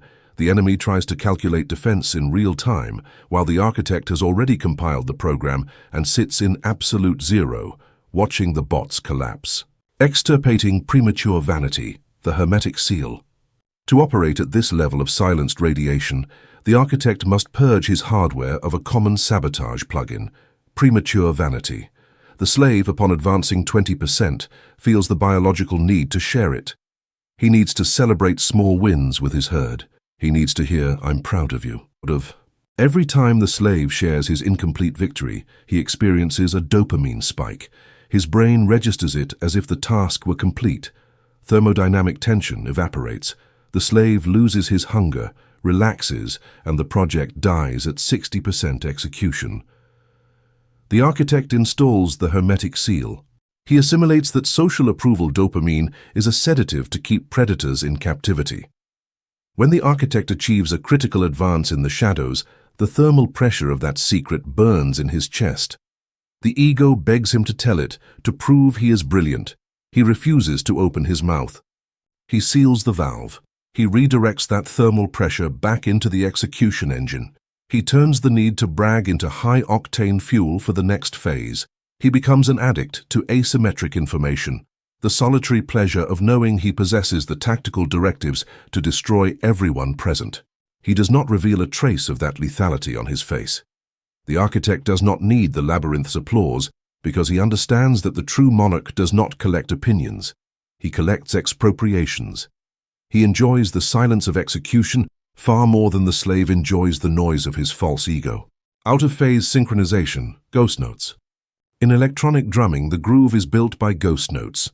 These are snare or hi-hat hits so subtle and off the main beat that they are barely heard consciously, but they govern the rhythm from the subconscious. The architect, inhabiting the blind spot, becomes an expert in ghost notes. While the world expects him to act in formal events or official launches, the downbeats, the architect executes his most critical movements in moments of apparent insignificance. He closes titanium alliances in hallways and alters clauses while the market is on vacation. He injects his gravity casually. He does not fight for attention on the lit center stage. He dominates the wings. He injects his ghost notes into the silence of the fold of the now. By synchronizing his assaults in the valleys of the world's attention wave, instead of the peaks, the architect becomes spatially undetectable but omnipresent. The environment feels his authority in every corner of the simulation, but when they try to audit where that power comes from, they find no signature on the main grid. They only find the relentless echo of a ghost who has reprogrammed their minds without emitting a single decibel in the visible spectrum. Final calibration, the Black Assault Protocol and the bracket closure. To forge the stealthy lethality of a master architect, you must today install a regime of dictatorial censorship over your signal emission. Stop treating your future as a movie trailer and start treating it as classified binary code that will only see light at the millisecond of its detonation. The process demands a sadistic intervention on your vocal vanity, executing the Black Assault Protocol in 3 phases. Step 1. RP Monitor Shutdown, the law of tactical emission. I declare an absolute prohibition on verbalizing a plan before its material irrevocability. Announcement is the abortion of execution. Audit your need to share. If you are about to launch a project, apply the titanium gag. Do not update your status. Do not tell minor partners. If asked what you are working on, respond with gray, boring generalities. All caloric energy spent on convincing the world must be redirected to the encoders. Step 2. Blind spot mapping, internal hardware configuration. Once your acoustic footprint is silenced, enter the fold of the now and configure asymmetry. Abandon the visual grid of society. Immerse yourself in the infinite matrix of Ableton Live 12 in your mind. Assign your macros in the dark. Connect physical effort and tactical capital to the mechanical keys of your mental hardware. Make the millimetric adjustments. Prepare the documents and distill commercial lethality without one frame of your sweat being transmitted. Rule in the vacuum of saccadic masking. You are the shadow programmer. Step 3. Array closure. Detonation of the bracket. The assault is not announced. It materializes by code crushing. When the architecture is ready, do not ask permission. Locate your 60% keyboard. Invoke the function layer of your emotional absolute zero. And without looking at the screen, type the bracket. Seal the code. Discharge the totality of your already built empire directly onto the skull of 3D reality. Let the system collapse trying to process how an entity without a trace on the radar just claimed total ownership of the master server. The bracket is closed. The takeover is final. Chapter 7. The Automation of Apathy. In the immense, noisy and cannibalistic architecture of the 3-dimensional simulation, the control system has perfected an energy extraction mechanism so sadistic and omnipresent that most prisoners confuse it with the essence of being alive. To the ordinary specimen, the framework has inoculated a virus of temporal hypersensitivity. We shall call this pathology of absolute wear and tear, this hemorrhage of attention dictated by society's clock, the error of Chronos in manual processing. Observe the radiography of the captive in his ecosystem of daily hysteria. The individual wakes up and, in the first microsecond, opens his biological senses to the world. He receives a bombardment of data, a financial asset in the red, a passive-aggressive message from a partner, or a cataclysmic news event irrelevant to his source code. The prisoner, conditioned by the illusion that linear time demands his continuous participation, decides to process each of these stimuli manually and in real time. Like a terrified novice engineer in front of a gigantic mixing console, the slave tries to adjust the volume of his emotions with his own hands, pushing faders up and down every second. If the market rises, he pushes the fader of euphoria. If it falls, he pushes the fader of panic. He tries to equalize his empathy to please others. In the eyes of anesthetized society, this individual is an engaged citizen and an empathetic human being. The cognitive trap has closed over his neurobiology with stifling precision. What this organism ignores is that the biological brain operates with a finite supply of neurochemicals and a limited reserve of cellular energy, ATP. Reacting emotionally to every pulse of the world's metronome is the cybernetic equivalent of operating a master server without a cooling system. The individual spends 100% of his bandwidth trying to stabilize his mood against external chaos. In doing so, he suffers from burnout, not from building an empire, but from managing trash. As long as the human continues to believe it is his moral duty to manually process every stimulus the labyrinth throws at him, he will remain an epileptic puppet. He will live believing he has no time to rule, deaf to the fact that absolute monarchs have eradicated manual wear and have delegated interactions to blind code. Fold engineering, the manipulation code. To dismantle the blasphemy of manual reactivity, we must analyze resource management using the architecture of high-resolution audio systems, operating in the surgical environment of Ableton Live 12, crossed with the hardware programming of elite mechanical keyboards. In mastering, there is an unshakable rule: no master. No master engineer attempts to adjust volume levels or filter sweeps by moving physical faders with his fingers in real time during the final bounce of a complex track. Doing so manually introduces human error. The biological latency of the brain makes the engineer move the fader milliseconds late. It is a clumsy and reactive process. The elite engineer executes automation. In his workstation, DAW, he opens an automation lane. There, in the silence of stopped time, he traces a perfect mathematical line. He programs the software so that at bar 64, the volume fader drops exactly 4.5 dB. Once the code is written, the engineer releases the mouse. He watches with divine apathy as the motorized console faders move on their own, processing calculations without him investing a single watt of his own kinetic energy. He has delegated the friction of time to the machine. The master architect applies this same engineering to his own response system. He establishes the automation of apathy. The prisoner believes apathy is depression. The architect knows parametric apathy is the heat shield of the gods. It is the technical decision to assign a value of absolute zero to any environment variable that does not deserve to be processed in the primary RAM. To implement this, the architect uses the structural metaphor of his 60% mechanical keyboard. On high-end custom keyboards, the elite user programs macros. A macro is a sequence of pre-recorded instructions. You can program the hardware to execute a sequence of 50 keystrokes in the space of a millisecond. The architect programs macros of apathy in his nervous system. He does not want to waste his conscious presence, his anchoring in the fold of the now, analyzing how to respond to mediocrity. Therefore, he creates automation curves for his social responses. If a competitor attacks, he does not evaluate it in real time. His mind detects the input pattern and executes the macro. The signal routes to the trash. His body adopts the pillar posture, and his mouth emits a neutral, pre-calculated response. All this happens as background processing. The faders of his aggression moved alone. The adversary is destroyed by a cold response. The architect's consciousness is not in the conflict. It is suspended in the fold of the now, floating in the timeless crack, completely intact without having consumed a single milligram of dopamine. He observes the simulation from above, while his sociopathic autopilot sweeps the 3D garbage from the hallway. Data insertion, the interstitial hack. The transmutation to the architect demands the most unnatural act, the voluntary repudiation of feeling. The architect assimilates that involving your emotions in the daily transactions of the world is giving your source code to beggars. He repudiates manual reactivity. He assumes algorithmic sovereignty. Imagine the architect in a day the biomass would call a total disaster. He misses a flight, an investment drops 30%, and a toxic individual tries to start a fight. The clock orders him to stress and push the faders of frustration. The architect executes interface isolation. He does not interact with the screen.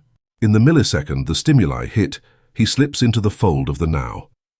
In that zero latency dimension, he does not process emotions. He audits the macros he installed. He verifies financial apathy is on. He verifies logistic blindness is on. He verifies the noise gate plugin is operating. Data insertion occurs in the tactile act of doing nothing. The architect does not repress emotions through willpower, that is manual processing. He has simply diverted the routing. The signal of the problem enters, but finding no emotional synthesizer assigned to that channel, it reaches a dead end. The 3D world witnesses a miracle of asymmetric physics. They see an individual bombarded by chaos, but whose biological structure remains at absolute zero. By not reacting in the time of the crisis, he inhabits the space between seconds. The framework, designed to feed on friction, suffocates. Obstacles surrender because it is thermodynamically impossible to sustain an attack against an operating system that has automated its own invulnerability. The labyrinth discovers it cannot punish a man who has delegated the punishment to an empty line of code, while the monarch watches from the darkness. The purge of repetitive work, the execution batch. Automation of apathy is the motor for the conquest of the physical empire. The debtor wastes mental energy deciding every day what to eat or if he should train.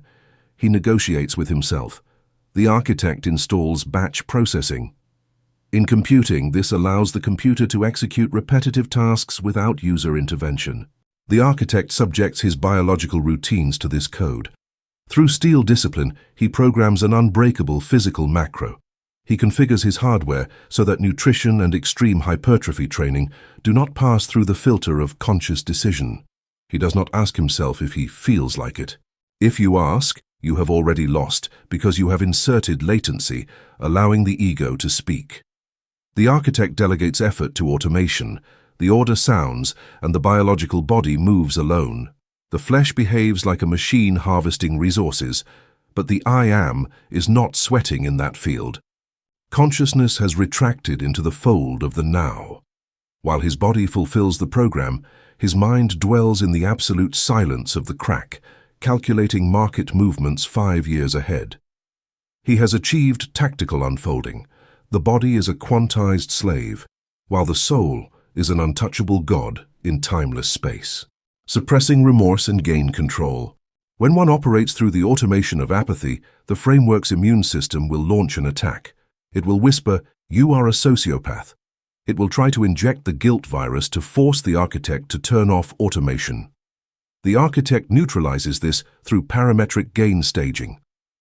He assimilates that uncontrolled empathy is a massive security leak. Empathy is not a universal virtue, it is a finite resource. If you give it to the biomass, your empire runs out of liquidity to finance expansion. The architect has not lost his humanity, he has encrypted it behind a firewall. He owns the gain knob. By automating apathy toward 99% of the universe's noise, he saves his thermal energy. When he decides to focus his energy on the 1% that matters, his own sovereignty, the power he deploys is overwhelming. His automated apathy is the shield that keeps his power pure and radioactive. Final calibration, the automation protocol and the descent to the dome. To forge the alien immutability of a master architect, you must install a regime of algorithmic tyranny over your emotional responses. Stop treating your mood as a sailboat at the mercy of the winds. Treat it as a nuclear battleship on autopilot.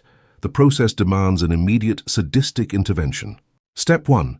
Identification of manual drain, the fader audit.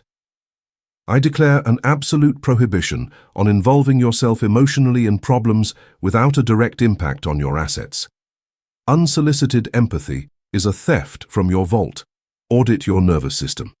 Where are you pushing the faders manually today? Identify energy sinks. Label them inefficient manual processes. Look at them with the clinical contempt of an engineer who has found spaghetti code in his master program. Step 2. Programming the apathy curve, macro mapping. Once the noise is identified, do not dialogue with it. Write the omission code. Access your 60% mental keyboard. Assign a macro to that stimulus. Program the automation curve. When stimulus X hits, gain-out drops to NFdB. The body maintains absolute zero, except that you will look cold and dangerous. That is the thermal signature of invulnerability. Confirm the code. Step 3. Execution in the void. Retreat into the fold. The code is implemented. Now release physical control. Next time the labyrinth throws a problem in your face, I forbid you from intervening. Take your hands off the console. Slip into the fold of the now. Watch from above as the stimulus hits the macro. Feel the dark satisfaction of seeing your own body ignore the attack with atomic clock precision, while your consciousness remains free of friction. Use that saved energy to compile your next commercial attack. The pilot is in control, the architect is at rest, the empire is expanding. Chapter 8. White Noise and Temporal Phase Cancellation. In the immense, chaotic and saturated architecture of the three-dimensional simulation, the control system has designed a tool of torture that leaves no physical scars but annihilates the will of the biomass with terrifying efficacy. To the ordinary specimen, the framework has inoculated a biological and paralyzing terror of stimulus absence. We shall call this pathology of sensory addiction, this pathetic fear of acoustic and temporal vacuum, the error of Chronos of spectral saturation. Observe the radiography of the captive in his ecosystem of acoustic hysteria. The individual wakes up, and before his lungs even perform the first conscious cycle, his hand desperately seeks a screen. He needs to turn on the radio, play a podcast, or open a social network. The prisoner lives under the dictatorial dogma that silence is a barren territory, a black hole that must be filled at any cost. He feels that if his brain is not processing external data, time stops and he ceases to exist. Equating noise with life is a virus. In the eyes of the entertainment culture and the consumer society, this individual is informed, connected, and multitasking. The system provides an infinite and inexhaustible supply of sterile distractions, congratulating him on his ability to consume gigabytes of inconsequential information per minute. He is a hijacked processor. The cognitive trap has closed over his auditory and temporal senses, guaranteeing the absolute capture of his deep processing capacity. What this organism ignores, with a forensic blindness, is that constant noise is not company. It is a denial of service, DDoS attack against his own nervous system. Linear time feeds on friction. When the individual processes hundreds of simultaneous stimuli, his biological CPU saturates. There is no hard drive space to calculate escape strategies. There is no RAM available to enter the fold of the now. The labyrinth hates silence because silence is the blank canvas where gods write the new source code of the universe. As long as the human being believes that being alone with his thoughts is a punishment, he will remain a cheap antenna receiving static. He is deaf to the fact that the simulation monarchs do not flee from silence. They manufacture it, impose it as a military siege weapon, and inhabit the absolute void to dominate the orchestra. Fold engineering, the manipulation code. To dismantle the blasphemy of perpetual noise and awaken to the acoustic tyranny of the master architect, we must abandon cheap mindfulness and dissect the frequency spectrum using high-resolution audio synthesis engineering and complex wave physics. In signal theory, there is a concept known as white noise. White noise is a signal that contains absolutely all frequencies audible to humans, from 20 Hz to 20,000 Hz, all playing at once with the same power. It is a dense, crushing, and chaotic hiss. Since it saturates the entire spectrum, white noise masks any other sound. In its presence, you cannot hear a clock or your own steps. The social framework operates exactly like a massive white noise generator. The sum of geopolitical crises, biomass opinions, and external emergencies creates a 3D static wall. The slave tries to think within this noise, but his signal, his will, is weak and narrow-band. It is immediately crushed and masked by society. The reactive individual, when overwhelmed, tries to use earplugs or flee to the mountains. But physical isolation is a passive defense, an act of retreat that does not alter the simulation structure. The noise still exists outside, waiting. The master architect, however, executes the supreme algorithm, phase cancellation. To understand this hack, we must enter wave physics. A sound wave can be mathematically described by its amplitude, frequency, and phase. Representing a simple sine wave with the equation by t, times a and sin 28 pi ft plus nphi, we observe that the wave has peaks, high pressure, and valleys, low pressure. What if you invert it? If you play an identical wave, but with the phase inverted exactly 180 degrees, adding tpil to the phase, the peaks of the first wave mathematically coincide with the valleys of the second. The thermodynamic clash produces the algebraic sum, d sin heta plus a sin heta plus ipi full 0 dar. The result is absolute silence. The physical result of adding a deafening sound to its exact reverse is not a different sound. The result is absolute zero. Matter cancels itself. This is the guiding principle of military-grade active noise-cancelling headphones. They listen to the noise, process the wave, and fire the inverse wave to destroy friction. The fold of the now opens wide when you apply this algorithm to the temporal and social matrix. The architect possesses a phase flip button SEMPTY set in his consciousness. When the labyrinth throws white noise chaos at him, market collapses or collective hysteria, the architect does not shout to silence the noise. In the interstitial millisecond of zero latency, the architect listens to the frequency of external panic, analyzes it, generates the exactly opposite emotion, structured apathy, and projects that inverse wave against the environment. By injecting his absolute zero against the world's hysteria, phase cancellation occurs. The kinetic energy of the external problem is absorbed and annihilated by the architect's static energy. The world's noise does not fade, it disintegrates. The room, once in chaos, suddenly experiences a brutal pressure drop, plunging into a radioactive and heavy silence. He has built an anechoic chamber in hell. Data insertion, the interstitial hack. The transmutation from overwhelmed receiver to frequency-annihilating deity demands the darkest and most sadistic act of sensory insubordination, the will to inhabit the void without losing sanity.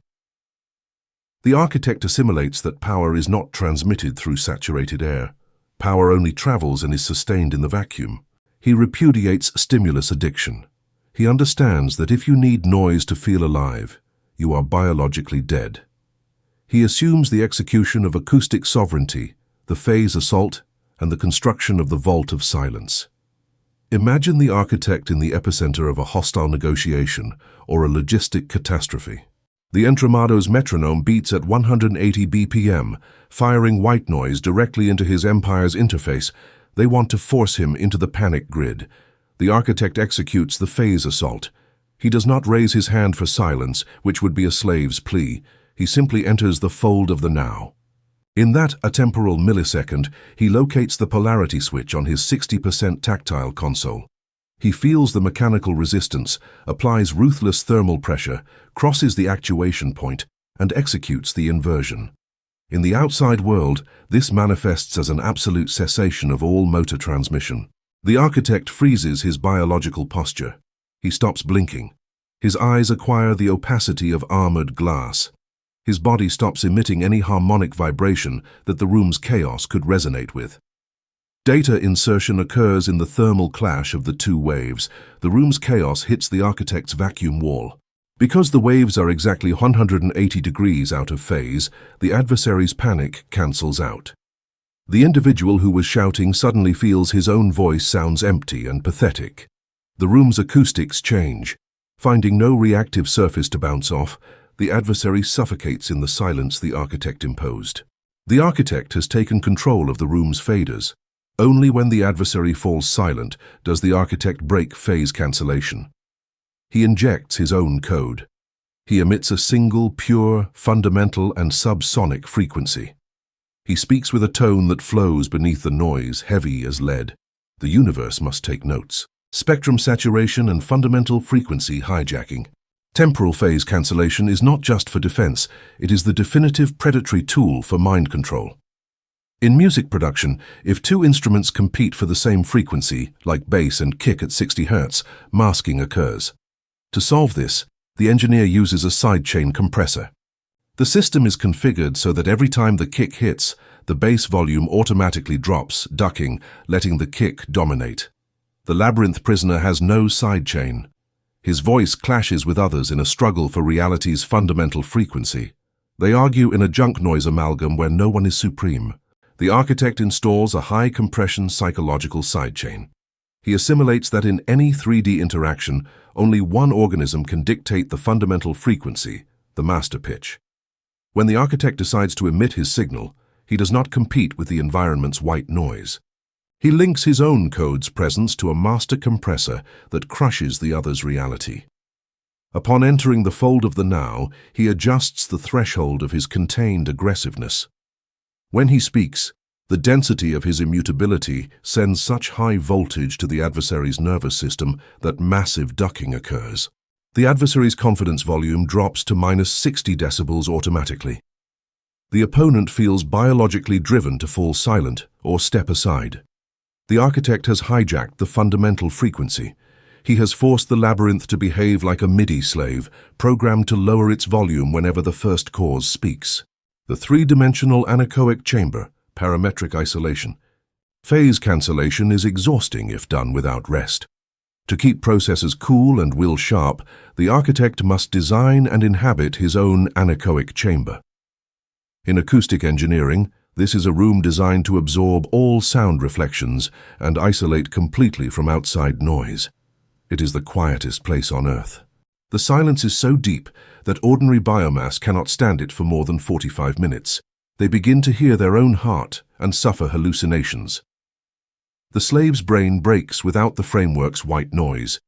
The architect, however, loves the anechoic chamber. It is his throne and recharge room. He does not need to build a physical room of fiberglass. The architect builds a parametric anechoic chamber in his own time routine. He executes absolute isolation deliberately. Multiple times a week, he disconnects all network sensors. He turns off 3D data input and silences notifications. He enters the absolute zero of his vault. In this space of total cancellation, chronological time disintegrates. The social clock's mathematical grid turns off. The architect inhabits the fold of the now on a macroscopic scale. He immerses in radioactive silence until society's static is purged. It is in this acoustic ice bath where the architect compiles the code for his next assault. By voluntarily submitting to the terror of extreme isolation, he teaches his nervous system not to depend on cheap dopamine. He becomes thermodynamicamente self-sufficient. He returns to the market carrying silence in his pupils. Final calibration, the inverse phase, protocol, and absolute void. To forge the heavy, crushing, and annihilating silence of a master architect, you must today install a regime of absolute tyranny over your interaction with the world's noise. Stop treating external chaos as an invitation to shout louder. Treat it as a deficient input signal that your processor must cancel. The process demands an immediate, sadistic, and clinical intervention on your perception sensors, executing the inverse phase protocol. Step 1.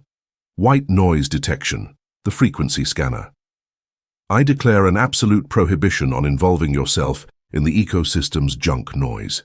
Reacting to static is an admission of weakness. Audit your environment. Identify the sources of white noise the labyrinth is injecting, chronic complaints or manufactured social media urgency. See them in your mental spectrum analyzer.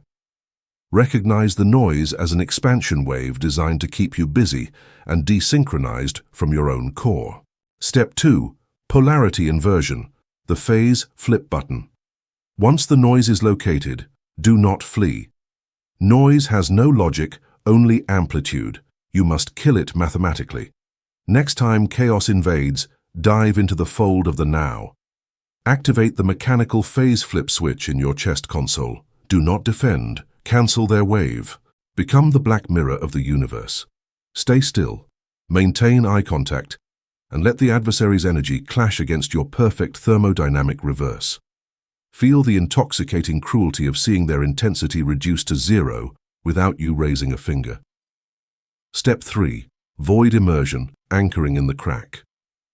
Noise cancellation will leave a terrifying void in the room. Biomass cannot stand this silence and will rush to fill it with nervousness. I forbid you to fill the void. When heavy silence floods the theatre, anchor in the crack. Expand the fold of the now. Demand that the world remain silent until you decide otherwise. Stay in your portable anechoic chamber, recharging your power banks by absorbing their fear. And only when their mental structure has cracked under the pressure of your absolute immutability, cross the actuation point. Break the silence by injecting the only pure line of code that will reclaim the empire. Chapter 9, Overdubbing, the Layer of Authority. In the immense, noisy and cannibalistic architecture of the three-dimensional simulation, the control system has designed a psychological trap so ancient and perverse that the biomass executes it instinctively, considering it a mark of civilization. To the ordinary specimen, the framework has inoculated a paralyzing terror of the asymmetry of error. It has been indoctrinated to believe that the timeline is a fragile ledger, where a single mistake stains the entire page and demands immediate penance. We shall call this pathology of temporal and acoustic submission the error of Chronos, of submissive rectification. Observe the radiography of the captive in the theater of operations. The individual is executing an action, delivering a speech, attempting to close a sale, or marking a boundary. Suddenly, the friction of the universe generates an anomaly. The slave commits an error. He mistakes a fact, his voice cracks, or he takes a false step that reveals a momentary vulnerability. He enters thermodynamic collapse. In the exact millisecond the error materializes in the audible spectrum, his amygdala fires critical alarms. He feels the gaze of the herd judging him. And then, he executes the most debilitating command of the human interface. He tries to press the undo key, Ctrl+Z in physical reality. He begins to backtrack frantically. He stammers. He offers profuse apologies, sweating anxiety. "I'm sorry, I was wrong. I didn't mean that." His body language shrinks, and his voice acquires an upward inflection, begging for forgiveness. He tries to erase the second that just passed by, frantically rubbing the wound. In the eyes of slave morality, this individual is humble and honest. The social system caresses him and grants a cheap pardon, in exchange for him having voluntarily and publicly surrendered his crown and authority. The cognitive trap has closed over his frame of reality, guaranteeing his gravitational weight is reduced to zero. What this organism ignores is that physical reality is a read-only file. In linear time, there is no backspace. The error was already rendered. The sound wave already hit the walls. By attempting to erase it with apologies, the individual adds a fluorescent highlight. Submissive rectification is pure friction. It is a power hemorrhage. When you apologize, you inform the network that you are not the owner. As long as the human believes an error in the previous millisecond destroys his right to rule the current one, he will remain a fragile puppet. He will live begging for mercy from a labyrinth that feeds on doubt, blind to the fact that absolute monarchs never apologize for friction. They crush the error under a massive layer of authority. Fold engineering, the manipulation code. To dismantle the blasphemy of the apology, we must analyze the architecture of error using vanguard music theory and sequencing engineering in high-resolution digital production environments like Ableton Live 12. In MIDI programming, time moves from left to right. When an engineer records a track and commits an error, he has two options. The slave's option is replace mode. He stops playback, erases the take, and tries again. This destroys the groove, kills inertia, and generates thermal frustration. It is the equivalent of saying sorry and starting over. But there is a sacred button in the transport bar, the overdub button, OVR, or MIDI overdubbing. When overdub mode is active, the recording does not erase what is already written. Instead, it adds new MIDI data directly on top of existing data. It layers the notes. The master architect operates his existence exclusively with the overdub button locked in the on position. He assimilates a dark jazz truth. There are no wrong notes, only wrong resolutions. In harmonic physics, a dissonant note sounds bad only because it is isolated. But if, in the next fraction of a second, you play a massive deep chord beneath that wrong note, the physics changes. The dissonance transforms into a complex extension, an altered ninth. What was a blunder becomes a masterpiece of tension and resolution. The architect does not erase mistakes. He justifies them by crushing. He executes rectification by density. Visualize the monarch's hardware. He operates from a 60% mechanical keyboard where the backspace key has been amputated from the main mapping. The keyboard of the first cause is only designed to move forward. He cannot erase the letter he just mistyped. To correct a typo in reality, he must write a line of code so overwhelming and perfect that the previous error becomes semantically irrelevant. The slave panics. The architect fires a chord so heavy that reality curves. By adding this layer of authority, the architect proves to the labyrinth that he is the only engineer authorized to decide what is a defect and what is a stylistic ornament. The framework, lacking the strength to contradict a chord of such magnitude, surrenders and accepts the dissonance as the new law of physics. Data insertion, the interstitial hack. The transmutation to the first cause demands the most cold, sociopathic, and unnatural act, the surgical elimination of the apology reflex. The architect assimilates that asking for forgiveness for occupying space or stumbling is handing over the master monitors to the enemy. He repudiates the bottom out of shame. He understands doubt is static, and static is eliminated with pure signal, not please. He assumes harmonic sovereignty, overdubbing assault and static recontextualization. Imagine the architect in a crisis of maximum friction. He is in a high-pressure board meeting. Suddenly he makes a visible error, a wrong figure. The framework smells blood. Adversaries lean forward, expecting him to blush and say sorry, yielding his gravity. The metronome of Kronos beats with violence. The architect stops his lungs' rendering engine. He isolates his command console. There is no backspace. He executes data insertion through the fold of the now. In the millisecond of silence following his error, he does not look down. He enters the fold and performs a zero-latency scan. The error floats like a loose MIDI note. He maps his consciousness to his internal Minilab 3. He turns the encoder of his ontological density to the maximum, raising saturation and compression. He puts the pitch of his pride at absolute zero.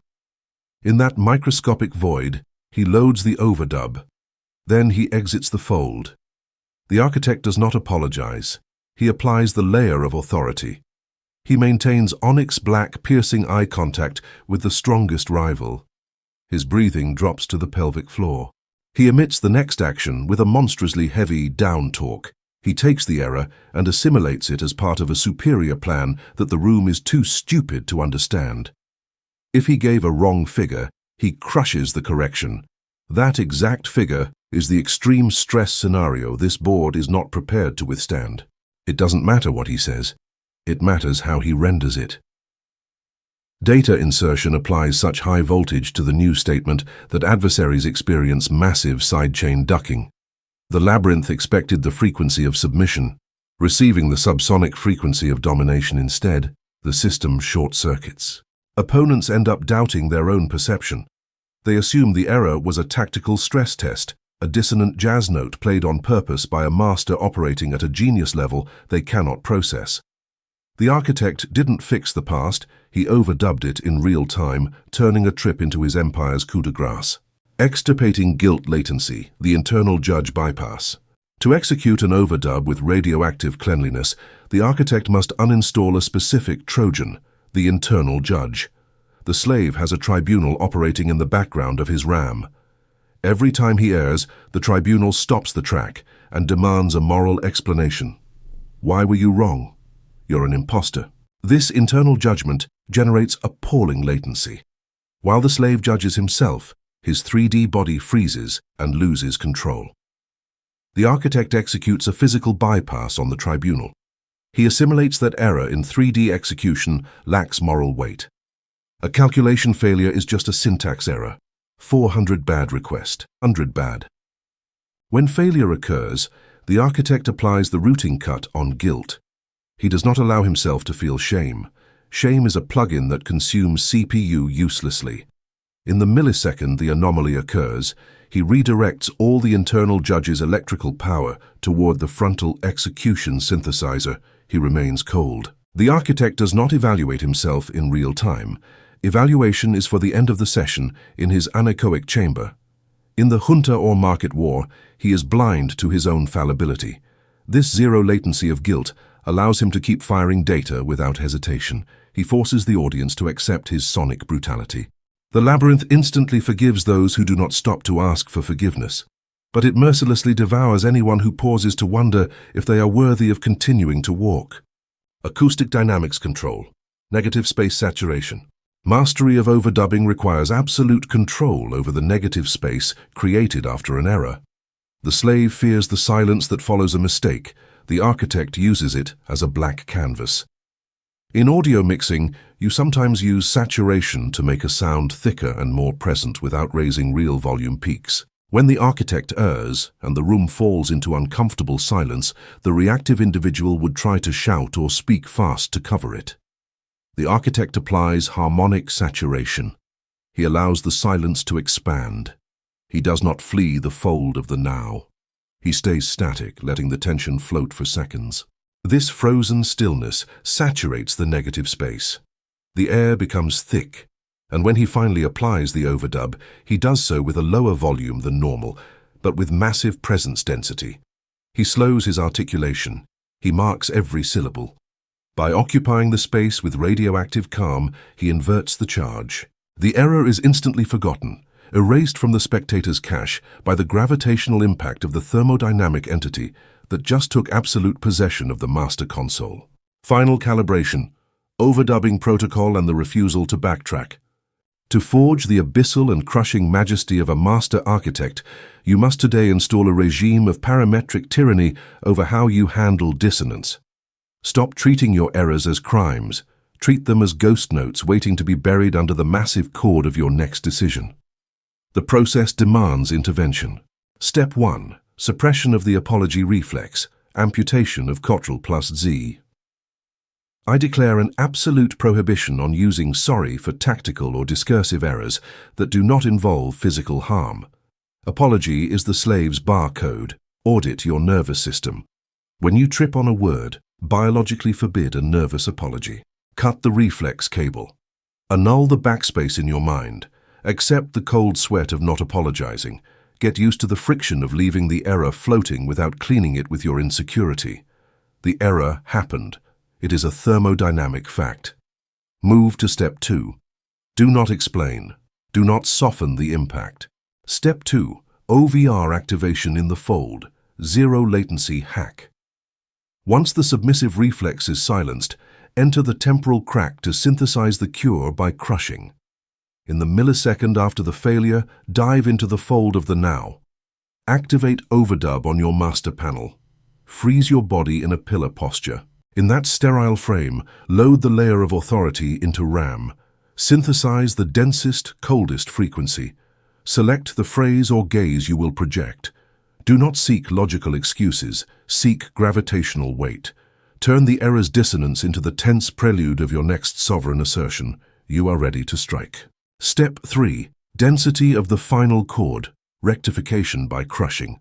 The hack completes when the sound wave hits 3D reality, forcing the overwrite of the universe's master file. Exit the fold and discharge the overdub.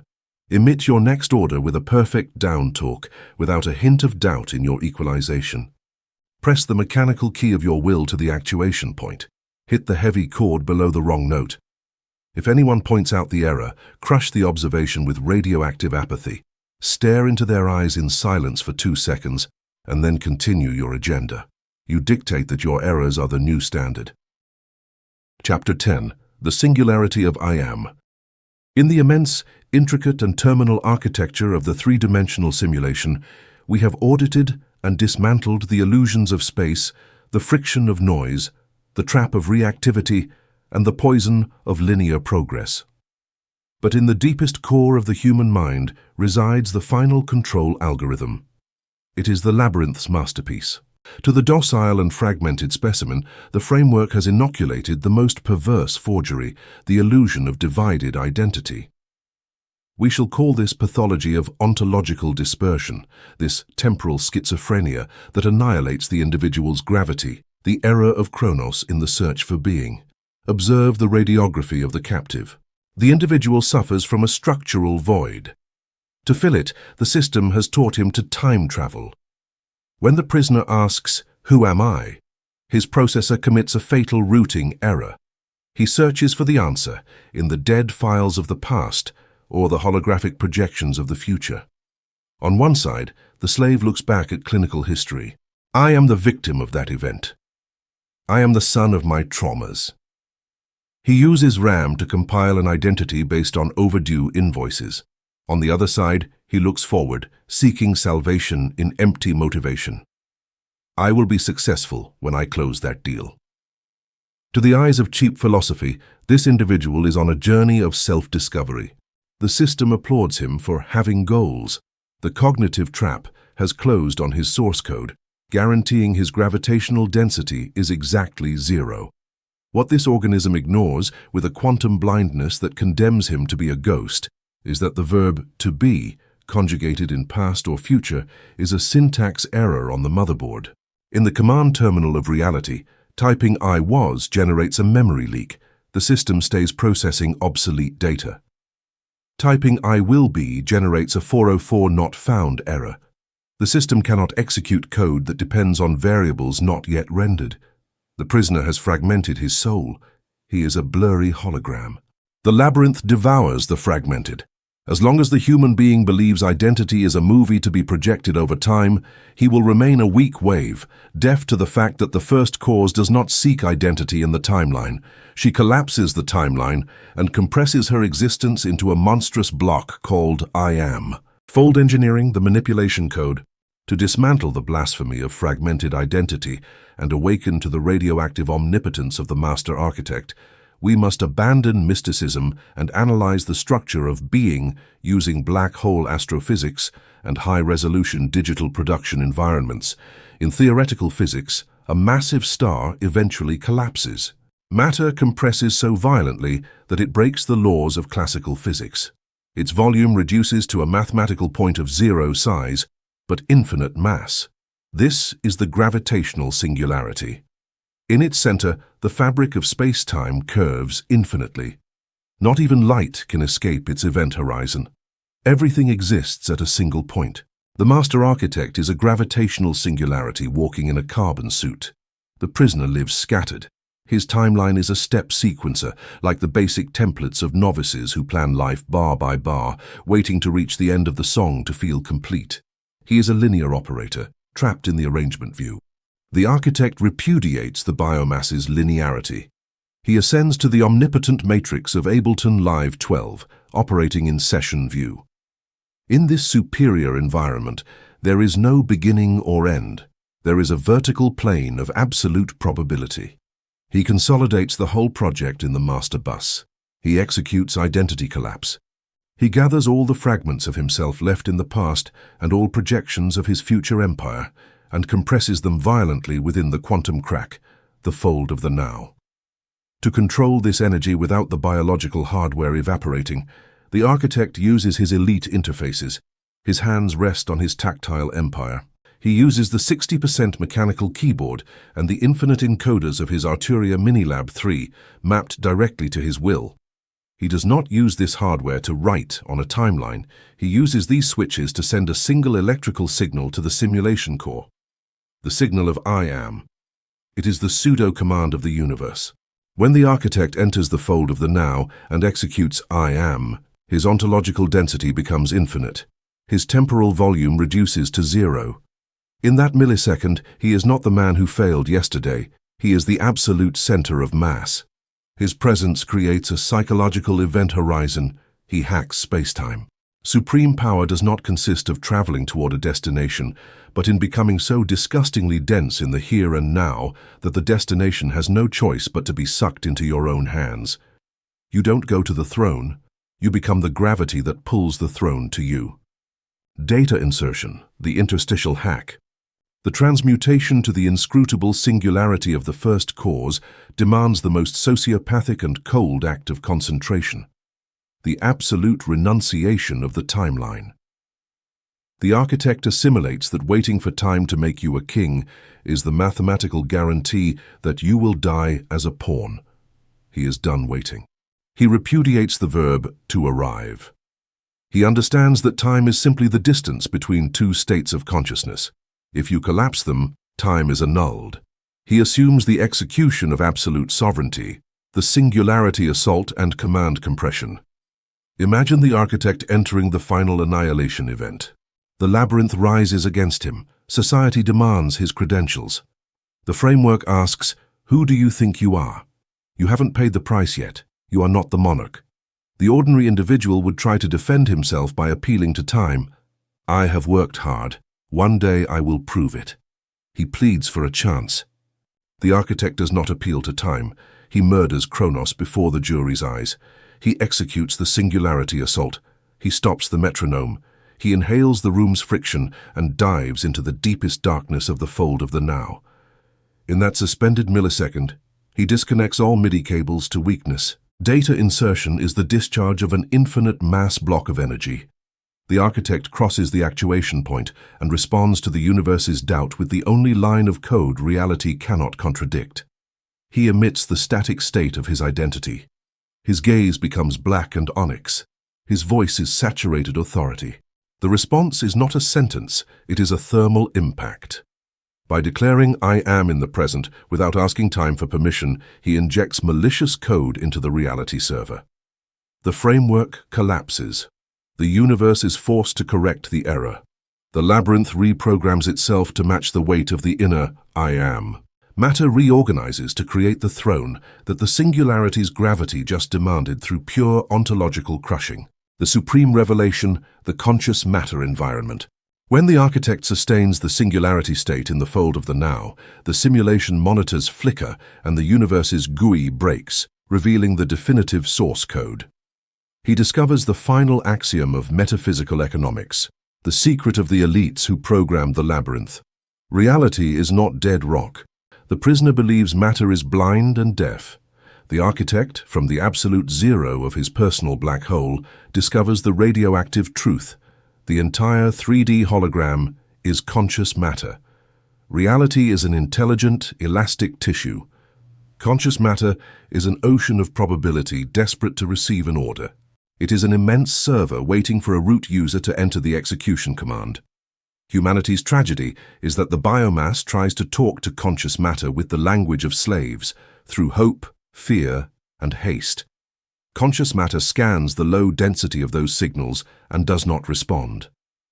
But when the architect operates his 60% console and executes "I am" without thermal friction, conscious matter listens. It recognizes the signature of the first cause. It detects an engineer who has murdered the metronome. At perceiving this unnegotiable authority, matter stops offering resistance. External electrons realign to synchronize with the architect's will. Financial opportunities and tactical domain stop being distant goals.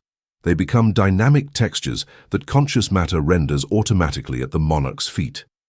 The code has finally found its master programmer. Out-of-phase synchronization, God's feedback loop. To sustain this authority and not be evaporated by his own radiation, the architect must close the circuit. The slave seeks validation. He waits for the world to confirm who he is. That dependency creates an open loop, a loss of energy. The architect executes the closed-loop feedback. He is self-feeding. He does not need the labyrinth to confirm his singularity. When he enters the fold of the now, he emits his power. Conscious matter renders it. But the architect does not applaud. He observes success with the same unshakable apathy as he did the blank page. He takes the energy and re-injects it into the core. By doing this, his black hole becomes even more massive. His gravity increases. He has created a perpetual motion machine. He has become a hermetic, closed, and infinite thermal ecosystem. The architect has stopped interacting with the world. He has become the environment that the 3D world is forced to inhabit. Final calibration, gravitational collapse protocol and matter authority. To forge the abyssal density of a master architect, you must today install a regime of absolute annihilation over your concept of progress. Stop treating your identity as a goal to reach through the years. Treat it as the singularity that absorbs all light and matter in this precise microsecond. The process demands an immediate intervention, executing the gravitational collapse protocol. Step 1. Timeline annihilation, collapse of past and future. I declare an absolute prohibition on using transition verbs. I will be and I was are invalid commands that lock the system. Disconnect the power. Audit your mental narrative. Identify the temporal excuse you use to not claim the throne. I need more time. That is fear's latency. Unplug the monitors of your past and future simultaneously. Force yourself to feel the terrifying vertigo of having nowhere to look but the exact square millimeter of now. Step 2. Anchoring in conscious matter, center density. Once time is destroyed, take possession of the empty space with incalculable weight. Enter the fold of the now. Feel the crack between the tick and the tock. Recognize that everything around you is conscious matter waiting for orders. You are the compiler. Step 3. Singularity execution, the I am command. The supreme hack is sealed with the only source code the universe respects. Without leaving the zero latency fold, cross the actuation point of your soul. Press the switch. Emit the master code, I am. Tell it to conscious matter with a down talk. Assume the status of the finished empire. Assume absolute lethality and the monopoly of your own economy. Feel the seismic shock as reality adjusts to your density. The event horizon is closed. The simulation is reclaimed. To own space-time, you must murder the restless seeker and the philosopher of tomorrow. Renounce the illusion that greatness is a gradual process. In the first cause ecosystem, linear progress is a pyramid scheme designed to bleed you out. The universe only obeys organisms with the arrogance to erase the journey and materialize on the throne with the brutality of a system failure. Next time society demands you wait in line, freeze the galaxy's hourglass. Place your blind fingers on your 60% console. Understand you were not coded to be a fragile comet. You were forged to be the supermassive black hole at the center, devouring light and time with your mute presence. You have transmuted into the architect, the sovereign engineer, who has assimilated the definitive law. Eternity is not an infinite amount of time to travel. It is a single, radioactive millisecond that, when occupied with pure domination, grants you the right to force the universe to finally call you its god. Conclusion: synthetic immortality. In the abyssal, radioactive, and mathematically perfect silence that follows the disconnection of the universe's master clock, the digital dust of the simulation finally settles. The metronome has been destroyed. The prisoner, that terrified automaton who ran desperately in the hamster wheel, has died. It is a parametric execution. And with his parametric execution, the definitive entity has been born. Looking toward the inscrutable event horizon of your own consciousness, you discover that the 3D war was never about accumulating more years of biological life. The true and only war of metaphysical economics was always for the absolute monopoly over density. It was for the mass and gravity of each microsecond. Kronos, the devouring god of linear time, the jailer of quantized slaves, has been assassinated on the motherboard. In his place, you have established Kairos, tactical time, the Planck frame, the unexplored crack where classical thermodynamics kneel and plead for mercy. They beg for mercy before the voltage of the first cause. You have closed the ledger of the biomass. You have understood empirically that human biology ages solely due to the friction of reactivity. The slave wrinkles, wears out, and dies because he spends 80 years of his life crashing against the white noise of the framework. He suffers for an uneditable past and sweats for an unrendered future. His CPU is incinerated by buffer overload and the static of guilt. But you have executed the supreme hack. You have reached synthetic immortality. This immortality is not a medical fairy tale. It is a superior state of matter. It is a solid-state processor. It is the condition of operating without moving parts, free from the fragmentation of obsolete files. By inhabiting the fold of the now, automating apathy, and reducing emotional latency to absolute zero, you have eliminated the mechanical wear of your soul. You have become thermodynamically untouchable. You are a closed system. The outer universe can burn, but in the center of your personal black hole, time is frozen.